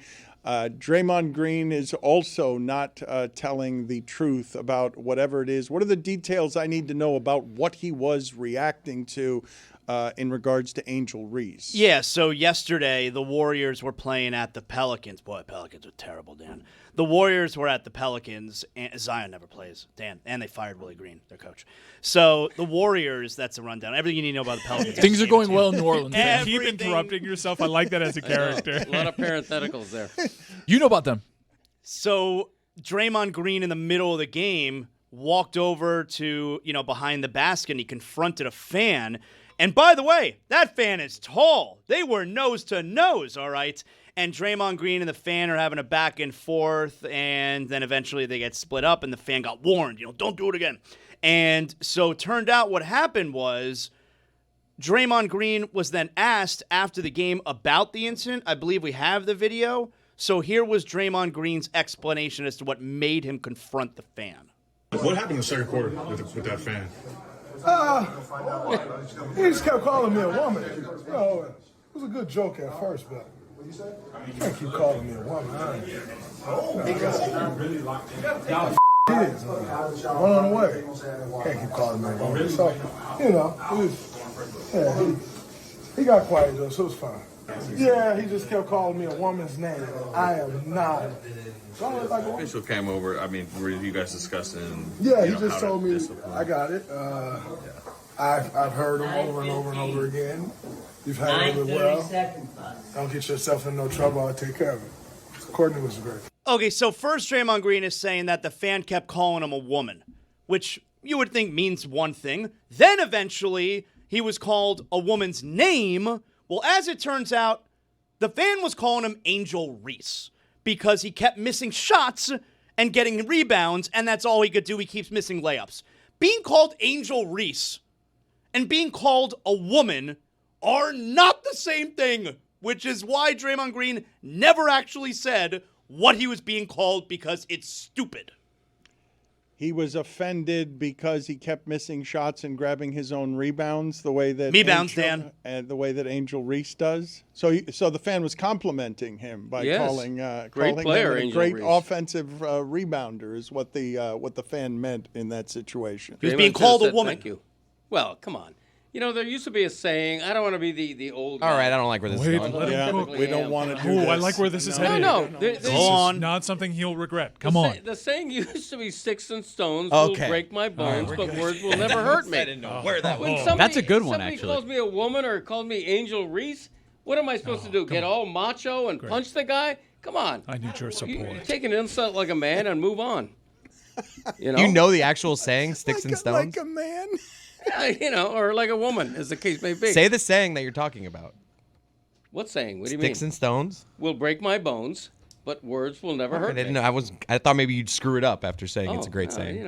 I grew up with that saying. We used to always say it. Back when the penny mattered. Yes. The U.S. cent. Bring it back, Jack. Let's go. He was not the only Warrior who was. I'm not going to say. Was this a confrontation? Was Jimmy Butler? What happened here? What happened with Jimmy Butler and a gambler? Before we get to this Bill Belichick moment, Jimmy Butler. The Warriors beat the Spurs twice with Steph Curry going crazy. With Steph Curry, He's going so good right now. Oh my God. I think he might be my MVP right now. Really? He might be my MVP of the day. Really? Yeah. Whoa. He's playing that well right now. He's wearing Nikes. Wearing Kobe's.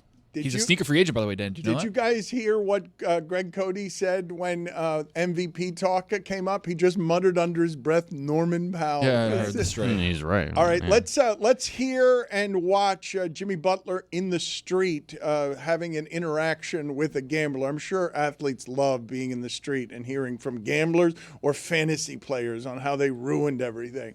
Green apple looking at, stupid big ass Timbs on. Jimmy Butler, man, they don't give a you in that city. Look at him. Mo Prime, look at that. Yeah. Bro, I put 3,000 to win 30. Why you ain't have 30 perks? Jimmy Butler, why you did not have a 30 perks? You were supposed to go over, You work for Vegas. You work for Vegas. Seems reckless. That's a fair question. No, it isn't. Green apple looking at is a good one. Wearing Timberlands. You can't talk to people like that, man. Who do you think you are? Okay, keep doing the impression. I like it. Who do you? Yes, keep using that voice. That's great. For those of you who cannot see this, Jimmy Butler is wearing what is the color? It's somewhere between yellow and lime. Is it green apple? Like a pale green. All right, It's garish. It's not. It's very colorful. I guess. Yeah. It's a highlighter. It's a yellow highlighter after you've gone over black pen just one time. Yeah. So Okay. it's just slightly darker than the yellow highlighter. It's got a little vomit quality to it. I like how Jimmy, he wasn't necessarily offended by the things the guy was saying. It's that, can't you see I'm on the phone? Yeah. This is admirable restraint from Jimmy Butler. You really shouldn't talk to people like this. 100%. You should not do this. Play the whole thing. Jimmy Butler, man, he don't give a you in that city. Look at him. Mo Prime, look at that. Yeah. Bro, I put 3,000 to win 30. Why you ain't have 30 perks? Jimmy Butler, why you did not have a 30 perks? You were supposed to go over, You work for Vegas. You work for Vegas. It's crazy. Would you That's guys? funny. Would you guys? If Jimmy Butler reached into that man's car and slapped him, if Jimmy Butler reached into the car and slapped him, most athletes know better than this. Know they're being provoked. Know that a lawsuit can come from the video.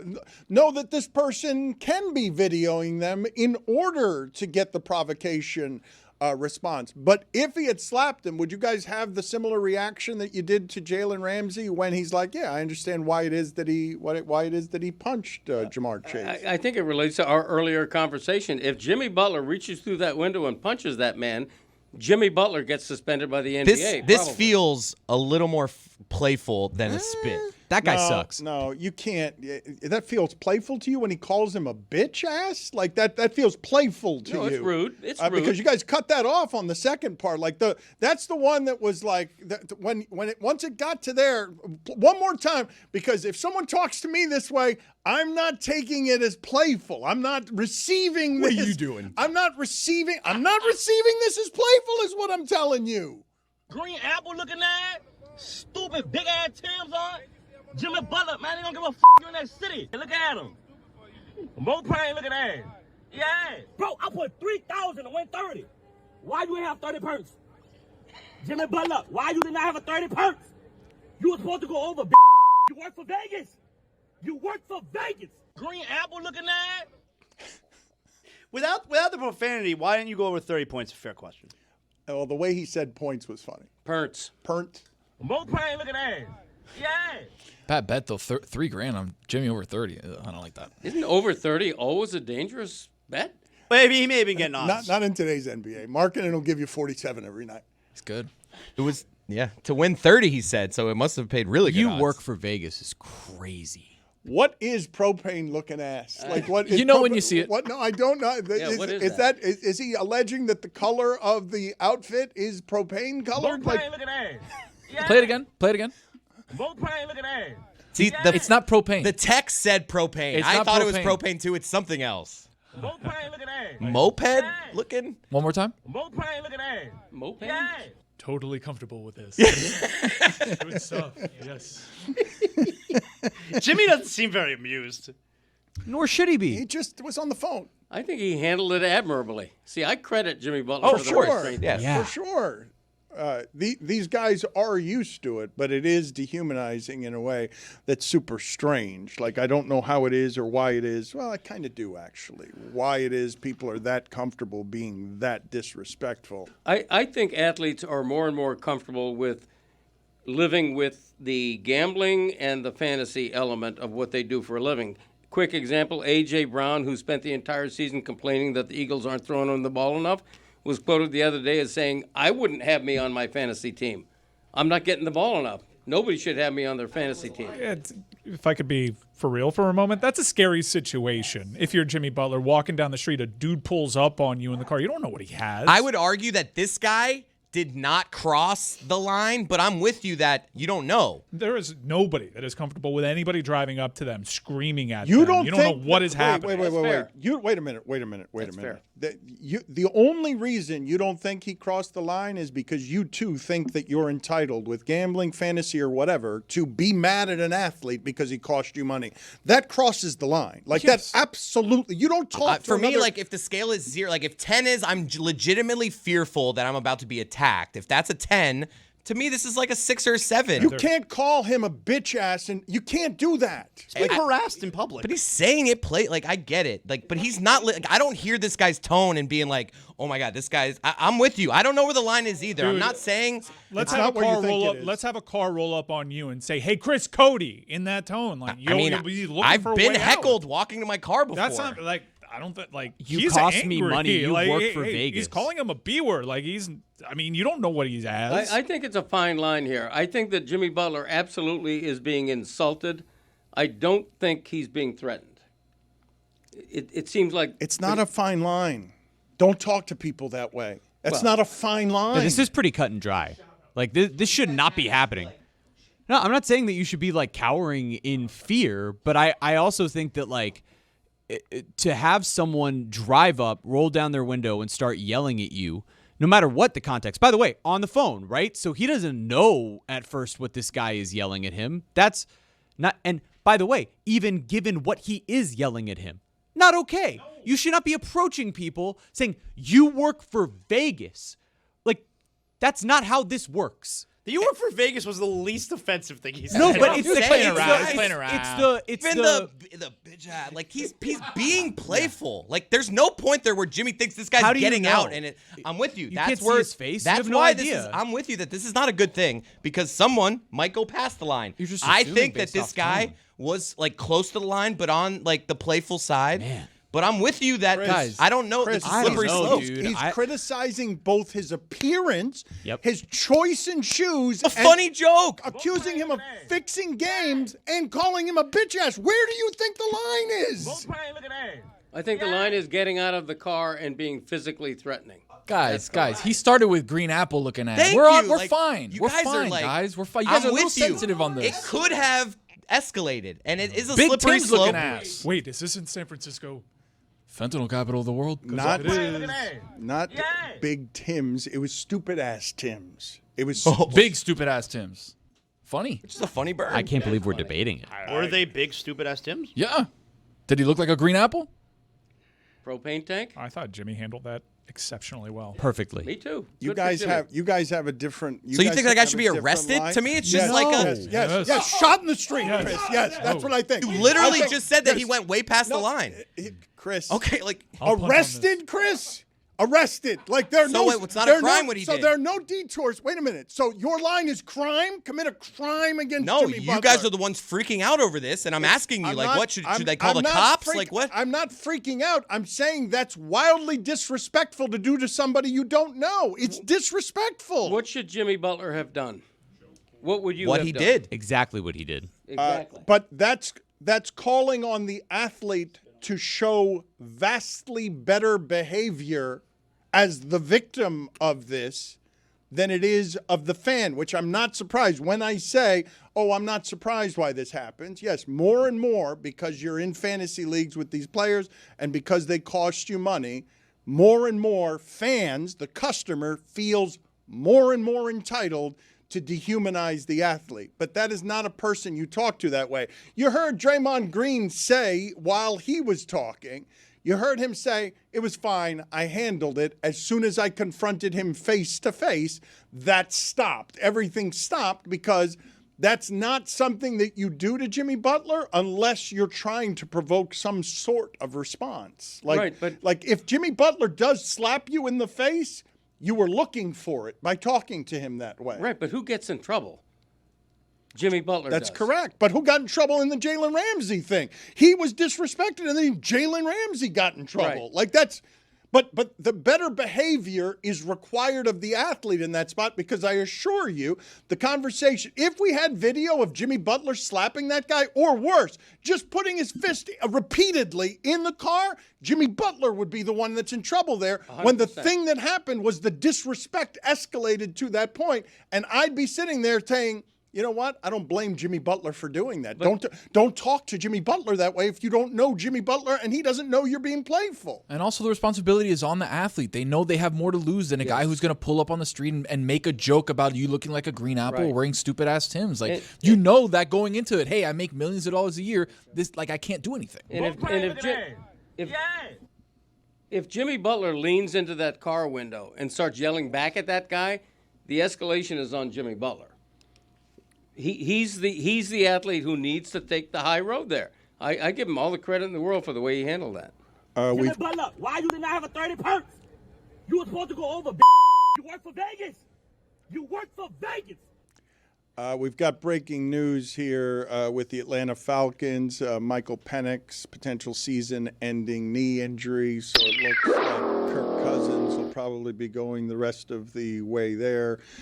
I'm assuming that Aaron Rodgers' wrist is broken. I don't know if Aaron Rodgers can play or would want to play with a broken left wrist. Like if it's not his, does anyone have any earthly idea?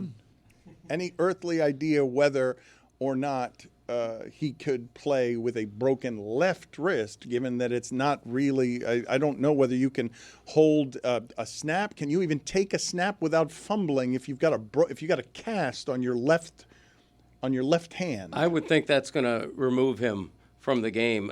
Generally, when a right-handed quarterback has the opposite arm injury, whether it's a shoulder or anything like that, they're out. I mean, it wouldn't be a cast. Tape it up. I think he probably plays. Yeah, but you got to take a snap though.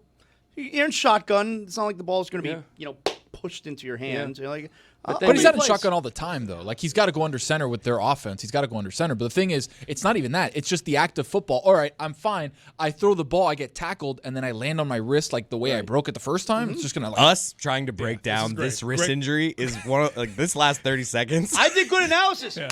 Yeah. Greg. Like that. Zaslow, soda drinker body, 90-year-old man, and a guy that threw taken a snap before. Threw imaginary football. You started talking about the wrist. Tony mimed a hut to all right, let me text. Yeah, because I was thinking, all right, you go right as a right-handed quarterback, you go right over left right here. We are the worst. I don't know. Dan, I don't know. Boom, I'm up here. I don't know. It seems like it hurts. Neither do I. But do you know how hard... This guy's a green apple looking at. What are you talking about? That says he might play. Do you know how hard it is for us as a show to be worse than we were with Chris Cody saying, I don't think that's close to the line. You guys are okay. I mean, I think you guys are off on this one. This guy getting heckled, by the way? Come on, give me a break. Frauds multiple times. Sticks and stones, baby. Yo, chicken thigh. You're not heckled after complete fraud full of shit. Across the streets. Ask Carl. Carl's seen it. Heckle you. They call you a big-faced, red-faced, bitch-ass motherfucker. Big-ass tits. I like it.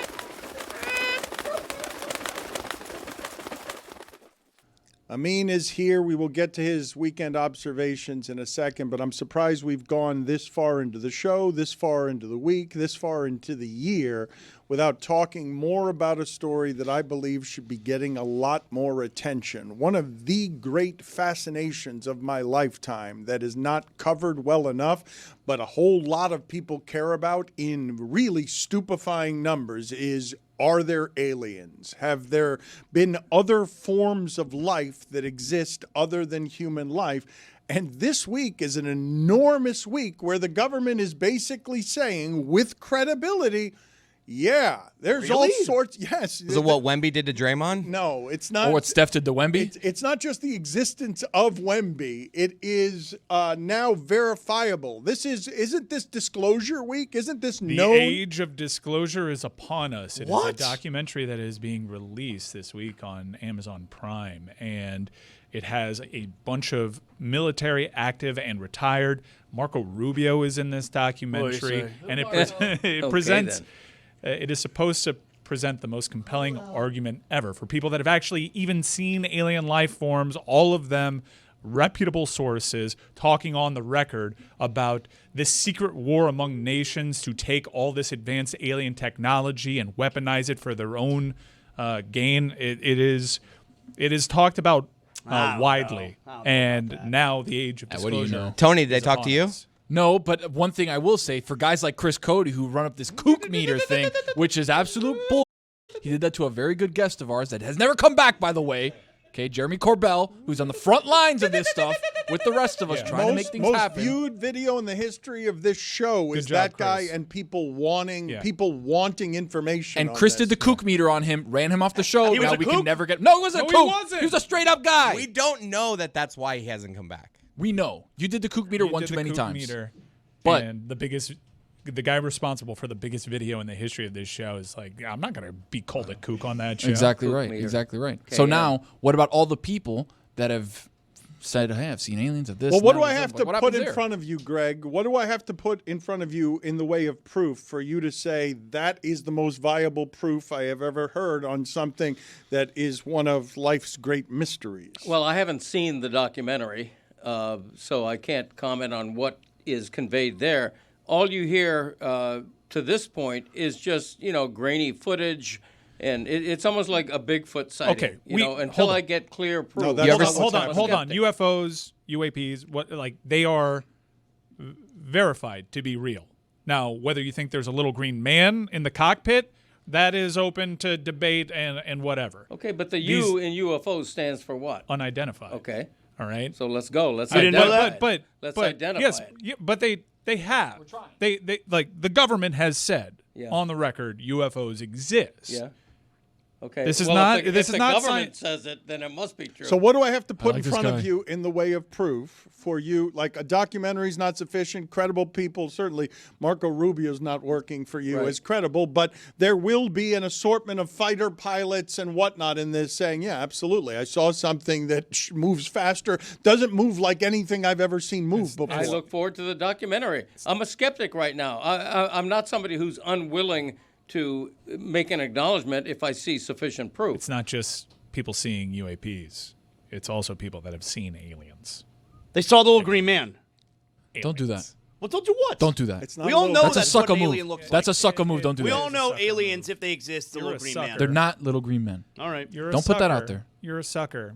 But they're all thin and wiry, right? Look, nobody That's wants. what I think. That's closer. We all know nobody wants to have these conversations because it Thin and wiry. It really calls everything that Defies people logic. believe into question.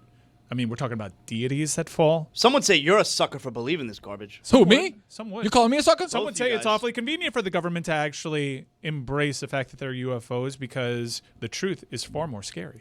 Well, Greg is correct, though, when he says thin and wiry, because nobody, wherever it is that you're imagining what aliens look like, you're not having one be 100 pounds overweight. There's like no buffets sloppy. on other planets. You're not having one be sloppy and like 45% body fat. What if we're the aliens? Hello. I mean, no do you have fat aliens. Do you have any thought? Put it on the poll at Le Batard Show. Do you think any aliens are grossly overweight? I mean, do you have any thoughts on this as subject matter? Mike has been saying for a while, we keep getting government information on this that is verifiable and credible. They're coming from the oceans, the deep seas. You know, we haven't explored that. We've explored more of space than we have of the deep ocean. We know more Did you know about that? deep space than our deep ocean. They're coming from the oceans. I mean, do you have any thoughts here? You guys said there are no fat aliens. What about Jabba the Hutt? What about Lure from Omicron Persei 8? There's so many fat aliens all across popular culture and media, but you guys are just stuck in this 1950s. Oh, they all work out. They're all on the treadmill all the time. BS. No, they You don't think work they out. got- They just don't eat a lot. Kidding me? No, they eat a lot. Trust me. What do they eat? Trust me. Aliens. They can subside on nothing at all. Well, they're so evolved, Greg, eat that they don't air. eat anything. Right. That's why they don't have barely have mouths, little slit for mouths. The only question worth asking is: are the aliens friendly to us, or do they want to gobble up our entire solar system? Well, if they've been here, Greg, then they haven't ended us just yet. Maybe it's a long play. Are there aliens among us? Watch this documentary and find out. I mean, I can't believe I'm having to I can answer that. these questions. You know we're not. Well, Dan, the other part is, think of this, the hubris, the narcissism of humans to think that aliens are basically going to look like us. 2 eyes, a mouth, and like, says who? But it's a little green man. Stop that. I'm just saying, like every depiction or most depictions of aliens are humanoid in some version. Like they look different and weird, but they follow kind of what we generally accept as what life looks like. 2 eyes, a mouth, correct. 2 legs and 2 arms and hands. Like, no, man. In shade. They might be. Mike could be an alien. Energy fields. It might be. We talk about the UFOs as the shuttles that carry them. What if the UFO itself is the alien? He just flew over here like the Silver Surfer. There's so many million different interpretations of what aliens are. And by the way, I had to find anyone to look at an octopus and tell me that ain't an alien. It's an That alien. thing's an alien. That thing's an alien. It's an alien. Nothing like its genetic makeup. You telling me that it can fit itself in a jar and get itself out? Are you kidding me? It could change the texture of its skin. You guys know this? Yes. Like if it's like, oh, I got to hide against something bumpy, it can make its skin bumpy. But isn't the definition of an alien, it's a creature that does not live on this planet? They came here though. They weren't originally here. Right. Octopi? They're among us. Yeah, they flew over and they're whatevers, and they got over here and they're like, I like this ocean. This is cool. I'm just gonna chill. Mike, if it's okay if they came here legally, though, like if they went through the proper channels and protocols, we have no problem with that. Gold card. That's who ICE should be tracking down, not the immigrants. I'm pretty sure that Zaslow would believe that there could be found a little green man in a spaceship shaped like an octopus, like that the vehicle that the little green man exists inside. It's like the aliens in The Simpsons. Amin's point is a great one, in that you don't know what an alien actually looks like. You I do. just know a Hollywood representation of it. It could very well be this vessel. I mean, this is a huge week for us. We'll tackle UFOs this week, and then next week we'll talk about Garth Brooks. What is the name of the documentary? Because one of you mentioned something. My wife was watching this yesterday. I only caught a piece of it. Breatharians, a documentary about people who exist, human beings who exist on no food and no liquids. Like they just meditate all day. Somebody lives to 110 years Yeah, that's old. bullshit. I'm sorry to tell you. That's not bullshit. Total bullshit. I believe aliens before breatharians. Give me a break. Look it up. No, I'm not looking at it. Breatharians. They don't eat. Don't eat or They don't drink. drink? Don't drink. No, Don't that's drink. like Dan. essential to life. I don't want to be one of them. Go ahead. Just go ahead. You ain't lying. I mean, Dan. I thought the same thing. I thought the same thing. But there is a documentary. I think it's also on what? Amazon Prime. So what? No food, water, No, or what? Oh, wait, hold on. exertion.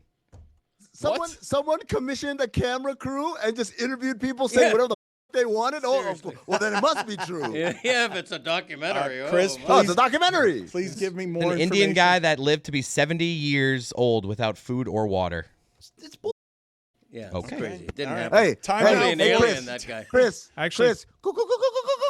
Thank you. Why didn't you break that out? An alien. Ran off Jeremy Corbell, damn it. No, I actually Googled it. Tom Moore, famous NFL consultant. He is a breatharian. Go ahead and give me the name of the documentary that is appearing on Prime this week, Mike, about the aliens. Age of Disclosure. Okay. Are you ready, Amin, for your weekend observations? Let's get going. I'm ready. It is time for Amin to share his game notes. No one in the media will tell you what happened better than my boy. Amin. Weekend Observations is presented by Miller Lite. Dan, is everybody okay? Yep. I'm genuinely asking. Is everyone okay in the shipping container? Because of the Nick Wright loss okay? yesterday, the loss. It's no. $5,000. That We're still hurting. Jeremy's to blame. Brad Williams is real happy though. I just want to put that out. All right, the Shador plan was going perfectly. As detailed on August 27th, the Browns will suck. Flacco gets benched. Gabriel plays, but sucks. Shador saves the day. During the first half of that game, fans broke out a "We Want Shador" chant, booed after multiple errant Gabriel passes. But there was something I didn't take into account. People get hurt playing football. So Gabriel gets dinged up, Shador gets in, and he gets a shot a little prematurely. Although when he completed the first two, I got really excited. I thought it was happening. And then the rest of the game happened. And he lost. He blew it. Steelers somehow survived Joe Flacco. Somewhere, Dave Damashek is yammering. In 1898, the USS Maine was attacked and sunk by Spain in Havana Harbor. 127 years later, we got our revenge by sending them Commanders versus Dolphins. Woof. Yeah, so bad. Oh, my God. Greg, I told you to stay strong. I said diamond hands. The Dolphins are back. Greg Cody, VOR. Stands for Voice of Reason, Dan. I wish I'd stayed strong on the Chiefs. Yeah. Oh, wow. You would have been doing a hell of a victory lap.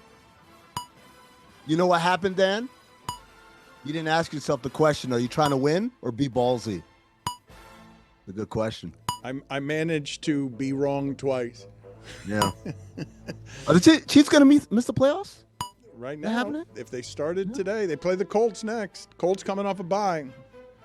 So, Dan, if I told you at the beginning of the season that the Dolphins would be a game behind the Chiefs, you'd have a load in your pants. Especially if I told you Mahomes doesn't get hurt, like he's healthy. Right? Oh, you might have two loads in your pants. Matthew Berry made me money on a parlay. Shout out to Matthew Berry. Matthew Berry. Matthew Berry. Matthew Berry. Matthew Berry. Matthew Berry. Matthew Berry. Me and Mike Ryan doing the Office handshake meme. You know the one where Steve Carell has the fanny pack on? About Vanderbilt. Who'd have thunk it? Two of us. How about that? One of us beat NC State, though. That was you wheezing to a victory over BC, over Boston College this weekend. I don't know. Yes, wheezing. We'll get to it, but also, Mike, I'm going to just skip to this part. Georgia Tech reaches the ACC championship game if they beat Pitt. Mm-hmm. Miami reaches the ACC championship game if they beat Virginia Tech and Pitt. Virginia beats Virginia Tech. Pitt beats Georgia Tech. Duke beats North Carolina. SMU beats Louisville. Cal beats SMU. Wake Forest beats Duke. That's a lot that has to happen. But you beat NC State, so congrats. South Carolina robbed me of the perfect joke. And I was so ready. Notre Dame almost beating Texas A&M is more impressive than South Carolina actually beating Texas A&M. I had it written at halftime. I was like, oh, I can't wait to drop that one. Cop at the Texas A&M game. What do you do? Got mad after he bumped into an SC receiver. I get it. Who wouldn't be mad about an unexpected cock on the shoulder? They're called the cocks. Yeah. South Carolina is. The cock hit him in the shoulder. Yeah. And I think most people would be like, hey, I didn't expect a cock on my shoulder. But they get mad. I think he hit the cock in the shoulder. His shoulder hit the cock, you're saying? Yeah. He went shoulder first into the cock? Yep. That changes the story. Who among us at the barbershop, right, Amin? Inadvertently. But, nonetheless, happens. It's happened. I can't watch Jalen Johnson of the Hawks without thinking about Adam McKay's podcast's concept of bringing climate scientists and NBA players together.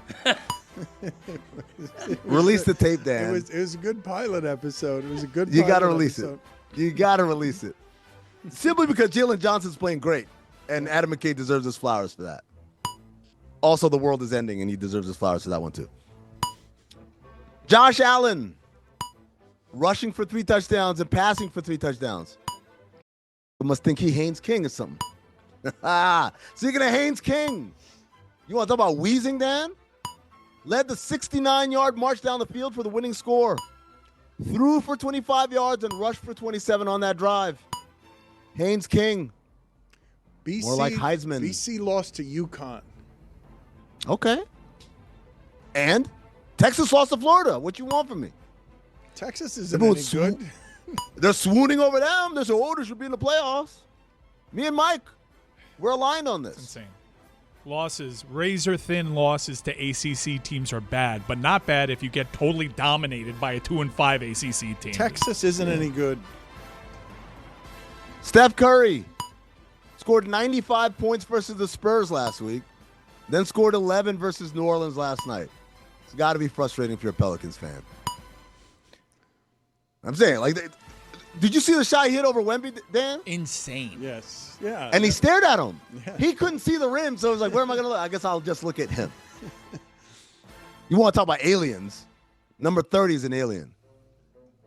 This week on Cinephobe, Paul Blart Mall Cop. A movie that cost $26 million to make and grossed almost $190 million. How? During filming, Kevin James' real-life wife and kids went shopping at the mall they shot the movie at. Why hath God forsaken me? Cinephobe, wherever you get podcasts. It's one of the worst movies I've ever seen.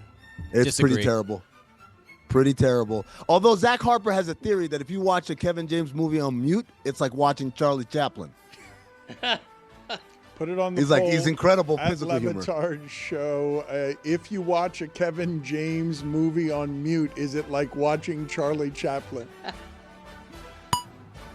People always up Dirk Nowitzki's name, but no one ever messes up Max Strus. How? Why did everyone get that one right immediately? Like you said, Max Struss, and it says actually Strus. And then forever, everyone always remember, oh, it's Max Strus. And yeah, I still hear people say Dirk Nowitzki. One guy is top 75 all time, greatest player of all time. And the other guy, I don't know, what's he hit a couple of threes for the Heat? A lot of threes. Top 5 names people mess up, even though it should be pretty established by now. Got some OLIs for you, Dan. OLI. Modi Moses Modi. OLI. AJ DiBonsa. You don't know that name now, you will soon. OLI. Tyronn Lue. People keep saying Tyronn Lue. No, it's a reason his name is Ty Lue. It's Tyronn Lue. OLI. Goran Dragic. It's like a dragon with an itch. That's what I've been saying since 2008. And people still say Dragic. OLI. Travis Kelce. That's how you pronounce the name. See, I know I'm a good friend of the Kelce family, but people don't know. They keep saying Kelsey. It's Kelce. Number 5, Dirk Nowitzki. Number 4, I can't hear any sound. There was no sound. None played there. That's why. Got it. He's juggling a couple things. That was an off mic F word. Yes. And Cody doesn't believe you on Travis Kelce. You're breaking news there. A lot of people listening to this don't know that what you're saying is true. Yeah, it's pronounced Kelce. I've never heard that before. Now, Greg, you can ask Travis. You can ask their father. It's Kelce. Yeah, Travis said that in Tahoe when he was talking to the crew in Tahoe. It's Kelce. On-air production meeting. We need to make Now- this bed longer. This has been a thing. Is this just the Dick Van Dyke Ottoman for us? I know you get that reference. I do. Thank you We're for just it. going to always have this bed run out for us. It's easy. Just copy paste. Love an Ottoman trip. Number 5, Dirk Nowitzki. Number 4, Monica Seles. Number 3, Lindsay Lohan. Not Lohan. Yep. Lohan. Really? Number 2, Nikola Jokic. They don't go hard J with the J's in the Serbian language. And the number 1 name that people mess up despite it should be pretty well established by now. Denzel Washington. Yep. It's not Denzel. Denzel. It's Denzel. Denzel Washington. That's a good list. I mean, good job by you. Thank you. I can feel your enthusiasm. Blake Griffin is everywhere. You guys notice this? He's got more ads now than when he was playing. Shout out to Steven from Cameo. What do you say? He's got a call coming on the Boost Mobile Boldest Take line. It's about being a Cubs fan. I myself am a White Sox fan, as are Michelle, Sasha, Malia. Oklahoma broke Alabama's 17-game home winning streak. It was bound to happen. As it turns out, it was Sooners than expected. Oh, come on. It's crazy that Bill Clinton's hog is part of 2 American presidential legacies. Shout out to Miami comedian Amanda Vasco. She wrote that joke. Bubba.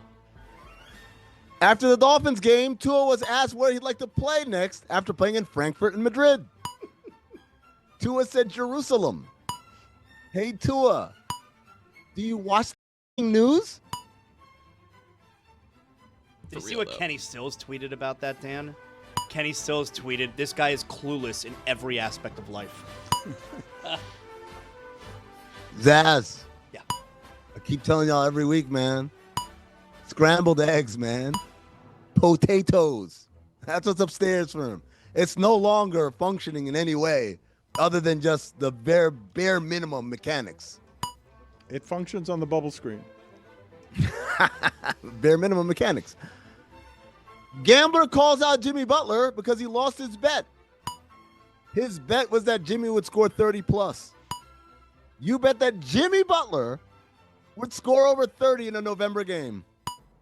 I want to gamble with that guy. I got a poker game for you, pal. Whale hunting. What the hell? Speaking of hell, Art Briles, and those are the weekend observations. Can you guys get for me, I want to play this sound for Amin. I did actually think, for all the complaints I had about Commanders Dolphins, it is a majestic achievement that the NFL continues to go overseas and fill these stadiums with crowds that are enormous and understand American football and show an enthusiasm for American football that feels bigger than what you see in NFL stadiums, given the rarity of it, given the amount of people in costumes. Like, it really is an achievement that the NFL goes overseas and gets every time sold out stadiums. But Mike McDaniel in Madrid, also the players did a good job celebrating the culture there by dancing salsa, merengue on celebrations, by doing the Ronaldo celebration as part of what it is that they were celebrating. And Mike McDaniel has an appreciation for the bread in Madrid in Spain. Let's listen to McDaniel, who's back as the quipster, the eccentric. He no longer looks broken and downtrodden. All it took was a couple of victories, and now McDaniel is back to having a lot of opinions. Finally able to get out into the city a little bit on Friday, and just overwhelmed with the culture. I've never been in a city this big and this clean before, and you want to talk about some good bread. Anywhere I go, there's awesome bread. It's good bread. Makes me want to go. It's good bread. Yeah. No, he's absolutely right. I want to about fight that. for that, Coach. France has better bread. France has better bread. Oh, yeah. Yes. The French have the best bread on earth. Correct. Yeah, Cubans thank you, do. Amin. It's very simple. Cubans have the best bread on earth. Cuban bread is You have strong. to eat it immediately, because if you leave it out just for 2 days, Too it becomes dry. the strongest Weapon. The French Weapon bread too on the planet. Yes. French bread is it's like weapon. tungsten. Incredibly French hard. bread's got a few days in it. You know about that French bread? I love French bread. Yeah, It doesn't last that long around me. But if you leave this bread out, you could absolutely beat a man to death. Play baseball with it. With the bread. If you leave it out you got to eat it right away. It's got to be soft. It's got to be buttered, and you can't leave it out. By the way, I have a little trick for those of you at home getting Cuban bread. Here's the trick. You ready? You take the bread. Obviously, it comes in that big paper bag, right? You roll it up once you're done. You put it into a Publix bag, like a plastic bag. Put that bag into another bag and tie it up. Double bag, Publix bag. It stays together for like a week, maybe longer. Wow. Maybe longer. Put it on the poll, please, at Le Batard Show. Best of the breads, French, Spanish, or Cuban? That's the second best double bag advice I've ever Is it received. not pretty common knowledge that when you seal something, it stays fresh longer? No, but Like, what are we doing? no, Chris doesn't get it Double again with the bag. kook meter, dude. It just drive me crazy. I hate this guy. I feel like a Ziploc Him and bag. Jeremy, I mean, like a drive- Ziploc would have worked. No, either. Don't you drag guys- me into you're this. You guys fine, don't get you're it, fine. dude. You haven't spoken in a while, so you're good. Let's get finally to Yo, this what you should video. do is you save the bread. You don't get. wrap Have it you up, ever bought? and it stays Have fresher you ever longer. bought a Cuban bread? Yes or no? Yes. Have you ever bought it? Look at me. Button. Let's get to that video I was promising earlier. Now, you have Wake Forest coach Jake Dickert is very excited to have beaten Bill Belichick and to shake hands with Bill Belichick. Takes his hat off in respect. Just a man jogging over like, I am so, like, this is one of the best coaches of all time. I want to show respect to this guy. And Belichick just big times him. Doesn't even give him doesn't stop for a split second. When he's walking over, he's got his arms folded. Just, dude, you have to realize when you're Bill Belichick that, like, this coach is excited for this moment. You're just going to be a jerk like that just because you're having a bad year? Bad look. Greg Cody, you got any thoughts on this? I think Bill Belichick does himself a disservice so often in so many ways in the past year. And what he did to that Wake Forest coach, he should have been a big man and congratulated the guy and created a special moment for this coach who honored him by removing that cap out of respect. And Bill Belichick crapped all over the moment. Awful. How about that phony statement that Jordan put out for him over the weekend, taking his name out of the running for the New York Giants? There's no way the New York Giants were ever considering Bill Belichick. No NFL team is considering Bill Belichick. No one wants him. There's no need for him to come out with any kind of statement of any kind saying I'm committed to UNC, on to Wake Forest. By the way, on to Wake Forest doesn't hit quite as well as like on to Buffalo. You know? Yeah. I mean, I hear your point, but I happen to know something. He happens to know? Great Scott, he happens to know. He happens to know. Gather everyone. Get the children. He happens to know. So wise. The plan for Bill Belichick was always, let me get back to the NFL, and I pray that it's the New York Giants. That's the job that he wanted. His plan entering this season was, I'll just kick it around here in college, and obviously I'll dominate so much, the NFL will come calling, I'll get the job that I really want. So far, this is all true. Yep. But then he made everything such a circus that you are actually right now in that it's a circus-like statement, because why would the NFL actually consider Bill Belichick given what they've seen from him over the last few months? But Bill was more than angling for this job. He had his sights set on that. Another happened to know that my subs wait found out. Oh my God, he knows. He happens to know. Double. Come everyone, come and listen. Happens to know. He happens to know. Well informed. It's a nice treat for the video. It is. The video is great. The Giants feel good about their young quarterback and Jackson Dart. Developing that quarterback is hugely important. We mentioned last week that I happen to know that they were taking a look at Lane Kiffin. Wait a minute, a third? A third? Yeah. No, we mentioned that. That was last week. week. No, but let's do it again. A new name also from the college game to keep an eye on. That the He happens to know? Great Scott, he happens to know. He happens to know. Gather everyone. Get the children. He happens to know. So wise. Name to keep an eye on as it pertains to the Giants is they've bandied about Jeff Brom internally, the Louisville head coach. Bantied around. Yeah. I haven't confirmed if they've made the overtures, but Jeff Brom is being considered there. Do you banty it around or do you bat it around? Which is it, I think Greg? banty is appropriate. Okay. Amin, can you settle something that we were talking about earlier in the show? Be the judge and arbiter on something we were arguing about. You mentioned it during Weekend Observations. Play the video here of Jimmy Butler, and you tell us whether this fan playful or crossing the line. Green apple looking at, stupid big ass Tim's on. Jimmy Butler, man, they don't give a you in that city. Look at him. Mo playing, look at that. Yeah. Bro, I put 3,000 to win 30. Why you ain't have 30 perks? Jimmy Butler, why you did not have a 30 perks? You were supposed to go over, You work for Vegas. You work for Vegas. I like the way he pronounces points. Me too. There's an R in there. He sounds like Dave Chappelle's Rick James is what he sounds like. Oh, no, it doesn't. Why you did not have a 30 perks? It's a very thick New Orleans accent. I think like anyone would tolerate it as like a little harsh ribbing up until you call him a bitch. And at that point, it's like, all right, man, like, I don't know. I just feel like that at that point, even if you are playing around, you've betrayed yourself. But also, again, you bet that Jimmy Butler would score 30 points in a regular season game? All right. I think he had 28 that night, though. Like just what I'm saying, like how much Jimmy Butler are you watching? Like we're like, there's a reason why they're paying those kind of odds. Good Jimmy odds, Butler though. scored 30. Butler, yeah, no, it's because he doesn't do it. Jimmy Butler, why you did not have a 30 perks? Amin, thank you. Good stuff today. Appreciate your time, sir. See you tomorrow.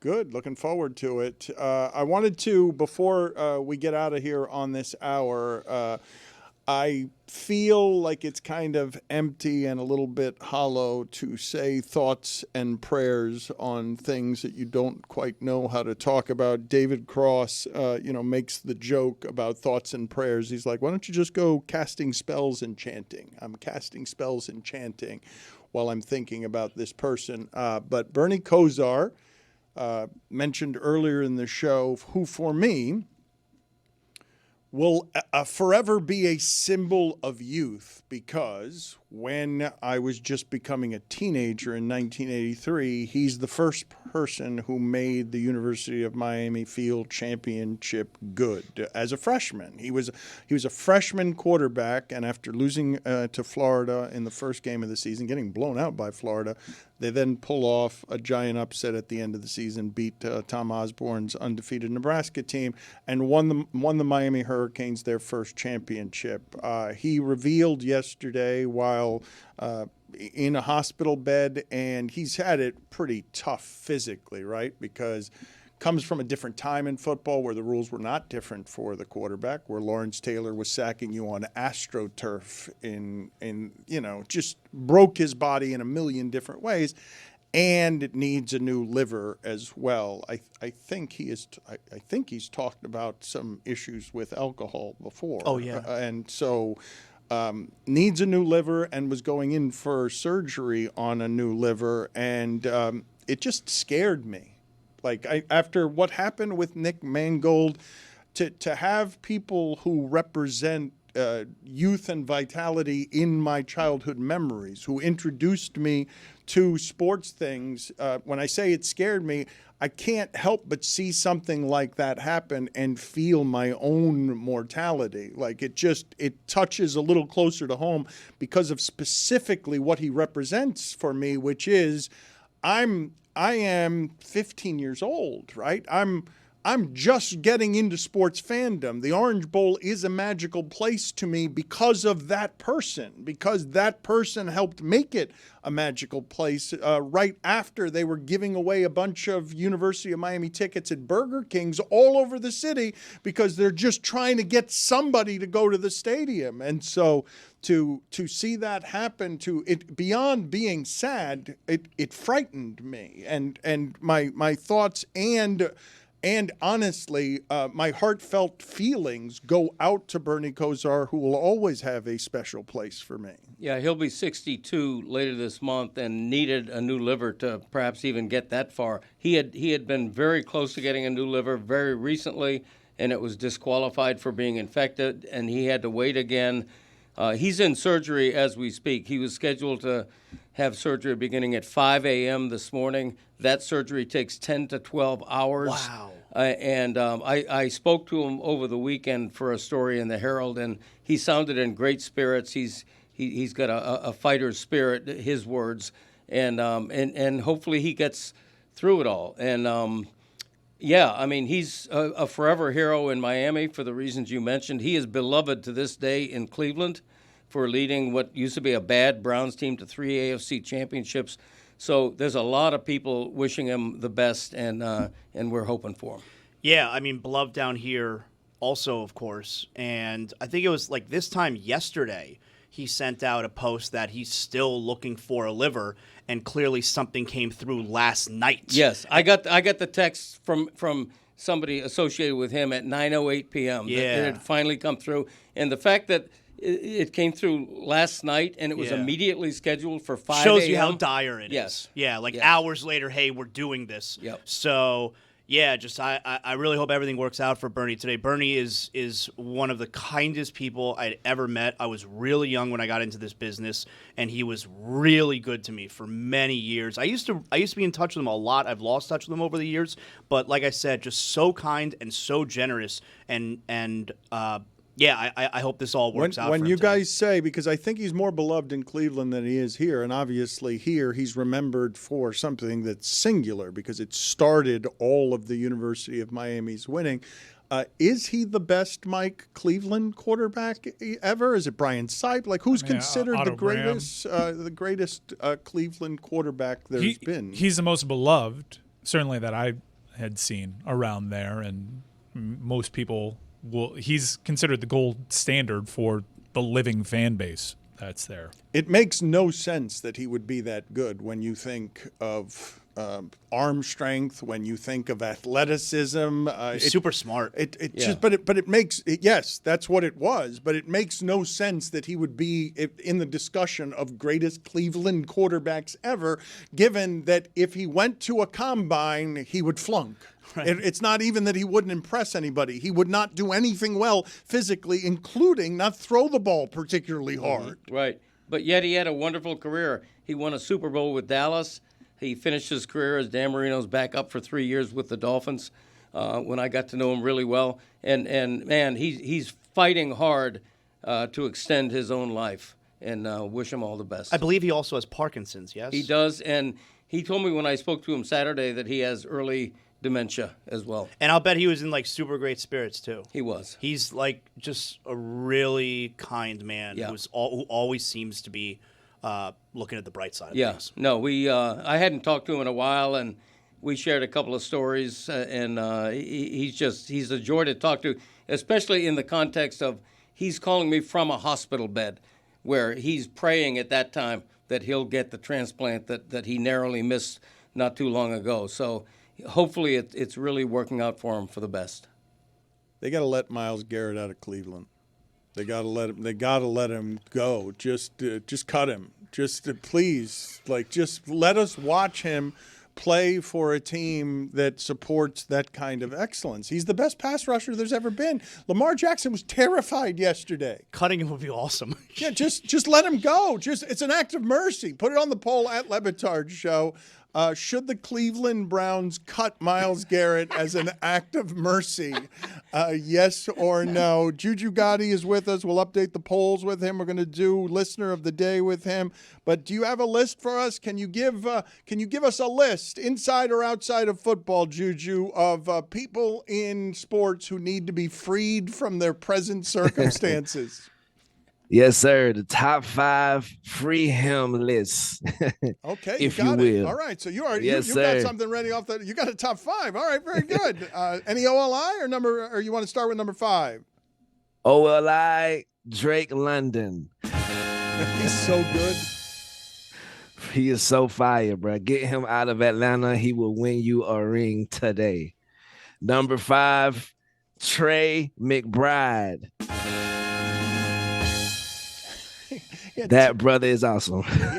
He had 10 catches yesterday, Trey McBride. How about 84, Dan? What did 84 have? 15. Yeah, Chris thought he had 11 catches. We don't need to relive this. 15 catches. It was a tight end route. Number 4, Garrett Wilson. He could help a squad out for sure if they let him go from the treacherous organization that is the New York Jets. Treacherous. Yes, sir. Number 3, his college teammate, Chris Olave.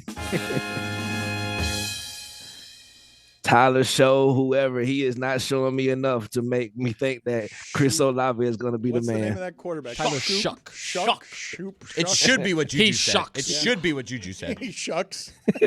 I let one of my Tony's top 5 go. Damn it. Number 2, Justin Jettas Jefferson. Get him out of there. Put him with Josh Allen. Sorry about that. I'm a selfish Bills fan. You shouldn't apologize for that. You must be frustrated that they don't have any wide receivers in Buffalo. Right.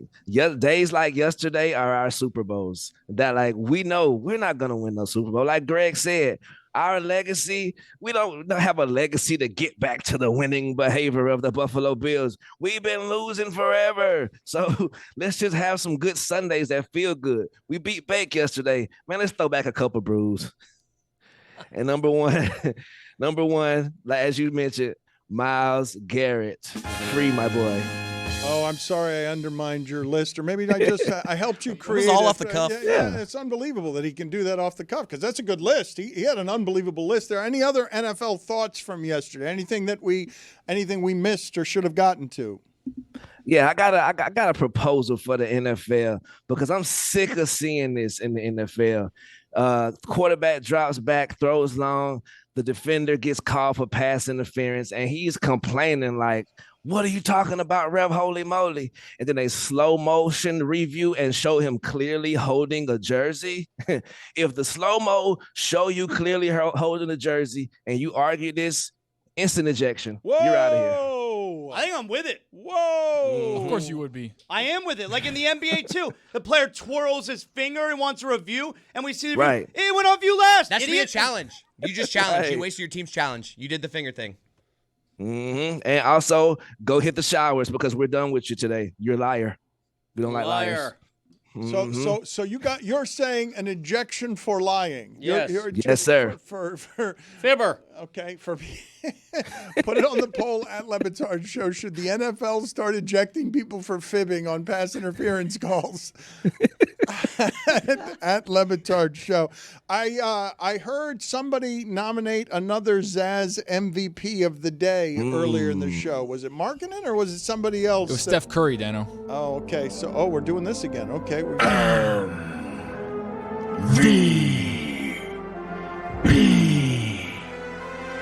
Of the day. Are you saying B? It sounds like B. I'm telling you, it sounds like B. It's P. Most valuable baller? Zaz, do you have any nominees today? Of course I have a nominee. If we're going to talk about MVP, we might need to have a conversation about Luka Doncic. You're back on Luka? We might need to have a conversation about Luka. Saturday night, Lakers, they crushed the Bucks. Lakers are 10-4, by the way. Luka, he had 41 points. He was 18 of 20 from the free throw line. He does whatever he wants out there. He's like a magician, Dan. And by the way, this is without LeBron James. Going to be real interesting how they can reintegrate him back to the lineup. Did you know LeBron's in the G League and Bronny starts for the Lakers? That's right. Think about that. But nonetheless, Luka Doncic. If we're going to talk about MVP, we need to have a conversation about Luka. Yes, sir. Do you have a nominee or you're just taking Zaz? Lay out, Dan. Lay out. VP of the day. Respect the layout, Dan. Let it breathe. Ran out of breath there. So, Juju, do you have one or you just wanted to celebrate Zaz's? Oh, yeah. I've already reported. Julian G has reported that this year's 2025-26 NBA MVP is Nikola Jokic. Sources. How about that? Something different. All right. Yes, sir. Something different. He's been 3 of the last 4. No. That guy? Also reporting. I don't know, limb. Also reporting on a little correction. Tyler Hero, he broke his hand on that one play, caught the ball, and drained it from three-pointer. No, it looked like he did because it hit the bottom of the net, and they thought it was good. They thought it was a swish, but it was an air ball. It was very tricky, Juju, very tricky. Zaslow finds out. Do not question Zaslow on random heat jumpers at any point in It looked like their it went in, history. Dan. It did. Juju's right. It It looked did. like it. It looked like it was draws. Listener of the day, do we have a listener of the day? Are you nominating anyone? Yes, sir, I do, man, for your niceness and just overall just kindness in the chat. Today's listener of the day, Kelly Francis, man. I salute you, man. Keep doing your thing. Just general niceness, no quoting of things, nothing, just giving off general decency in the chat.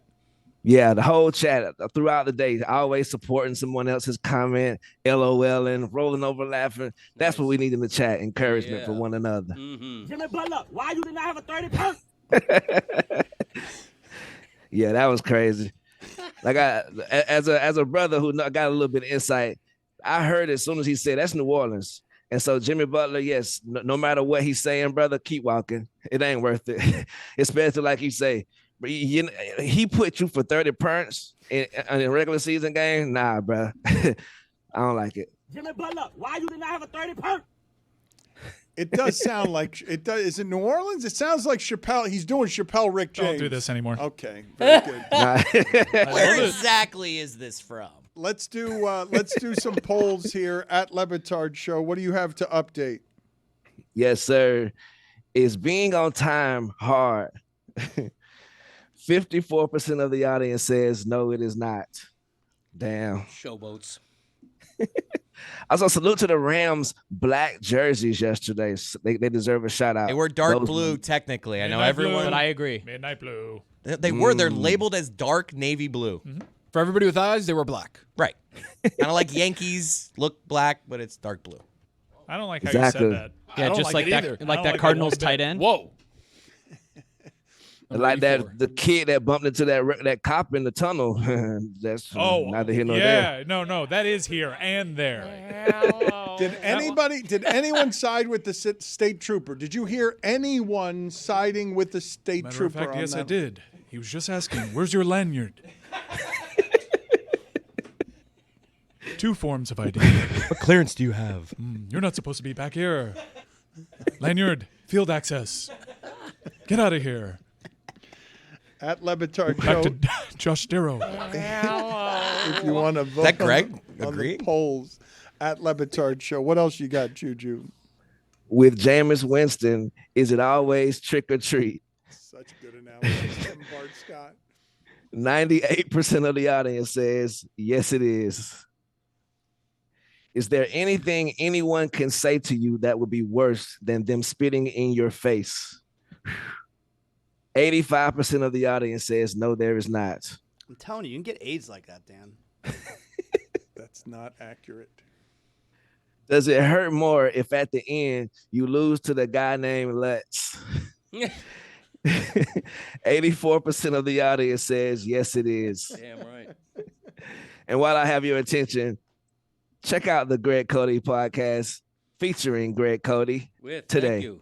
Why don't you, Thank you, instead of Juju. plugging your column and plugging your podcast, why don't you plug Juju's shit? Why don't you tell people where it is that they can get what Juju's doing, as he's always supportive of what you do? You know what? Alley Oop is the best episode ever coming out. So look it up, dial into it, watch it, listen to it, do whatever you have to do to support this guy, the driving force behind the entire Le Batard Show empire, Juju Gotti, right there. Yes, sir. Let's go. Thank you, brother. Damn right. Is the penny one of the foundations of Americana? 56% of the audience says yes, it is. Hello. Hello. Do you think that there are any aliens that are out of shape? 81% of the audience says yes. And last poll, if you watch a Kevin James movie on mute, is it like watching Charlie Chaplin? 56% of the audience says yes, and those are your polls.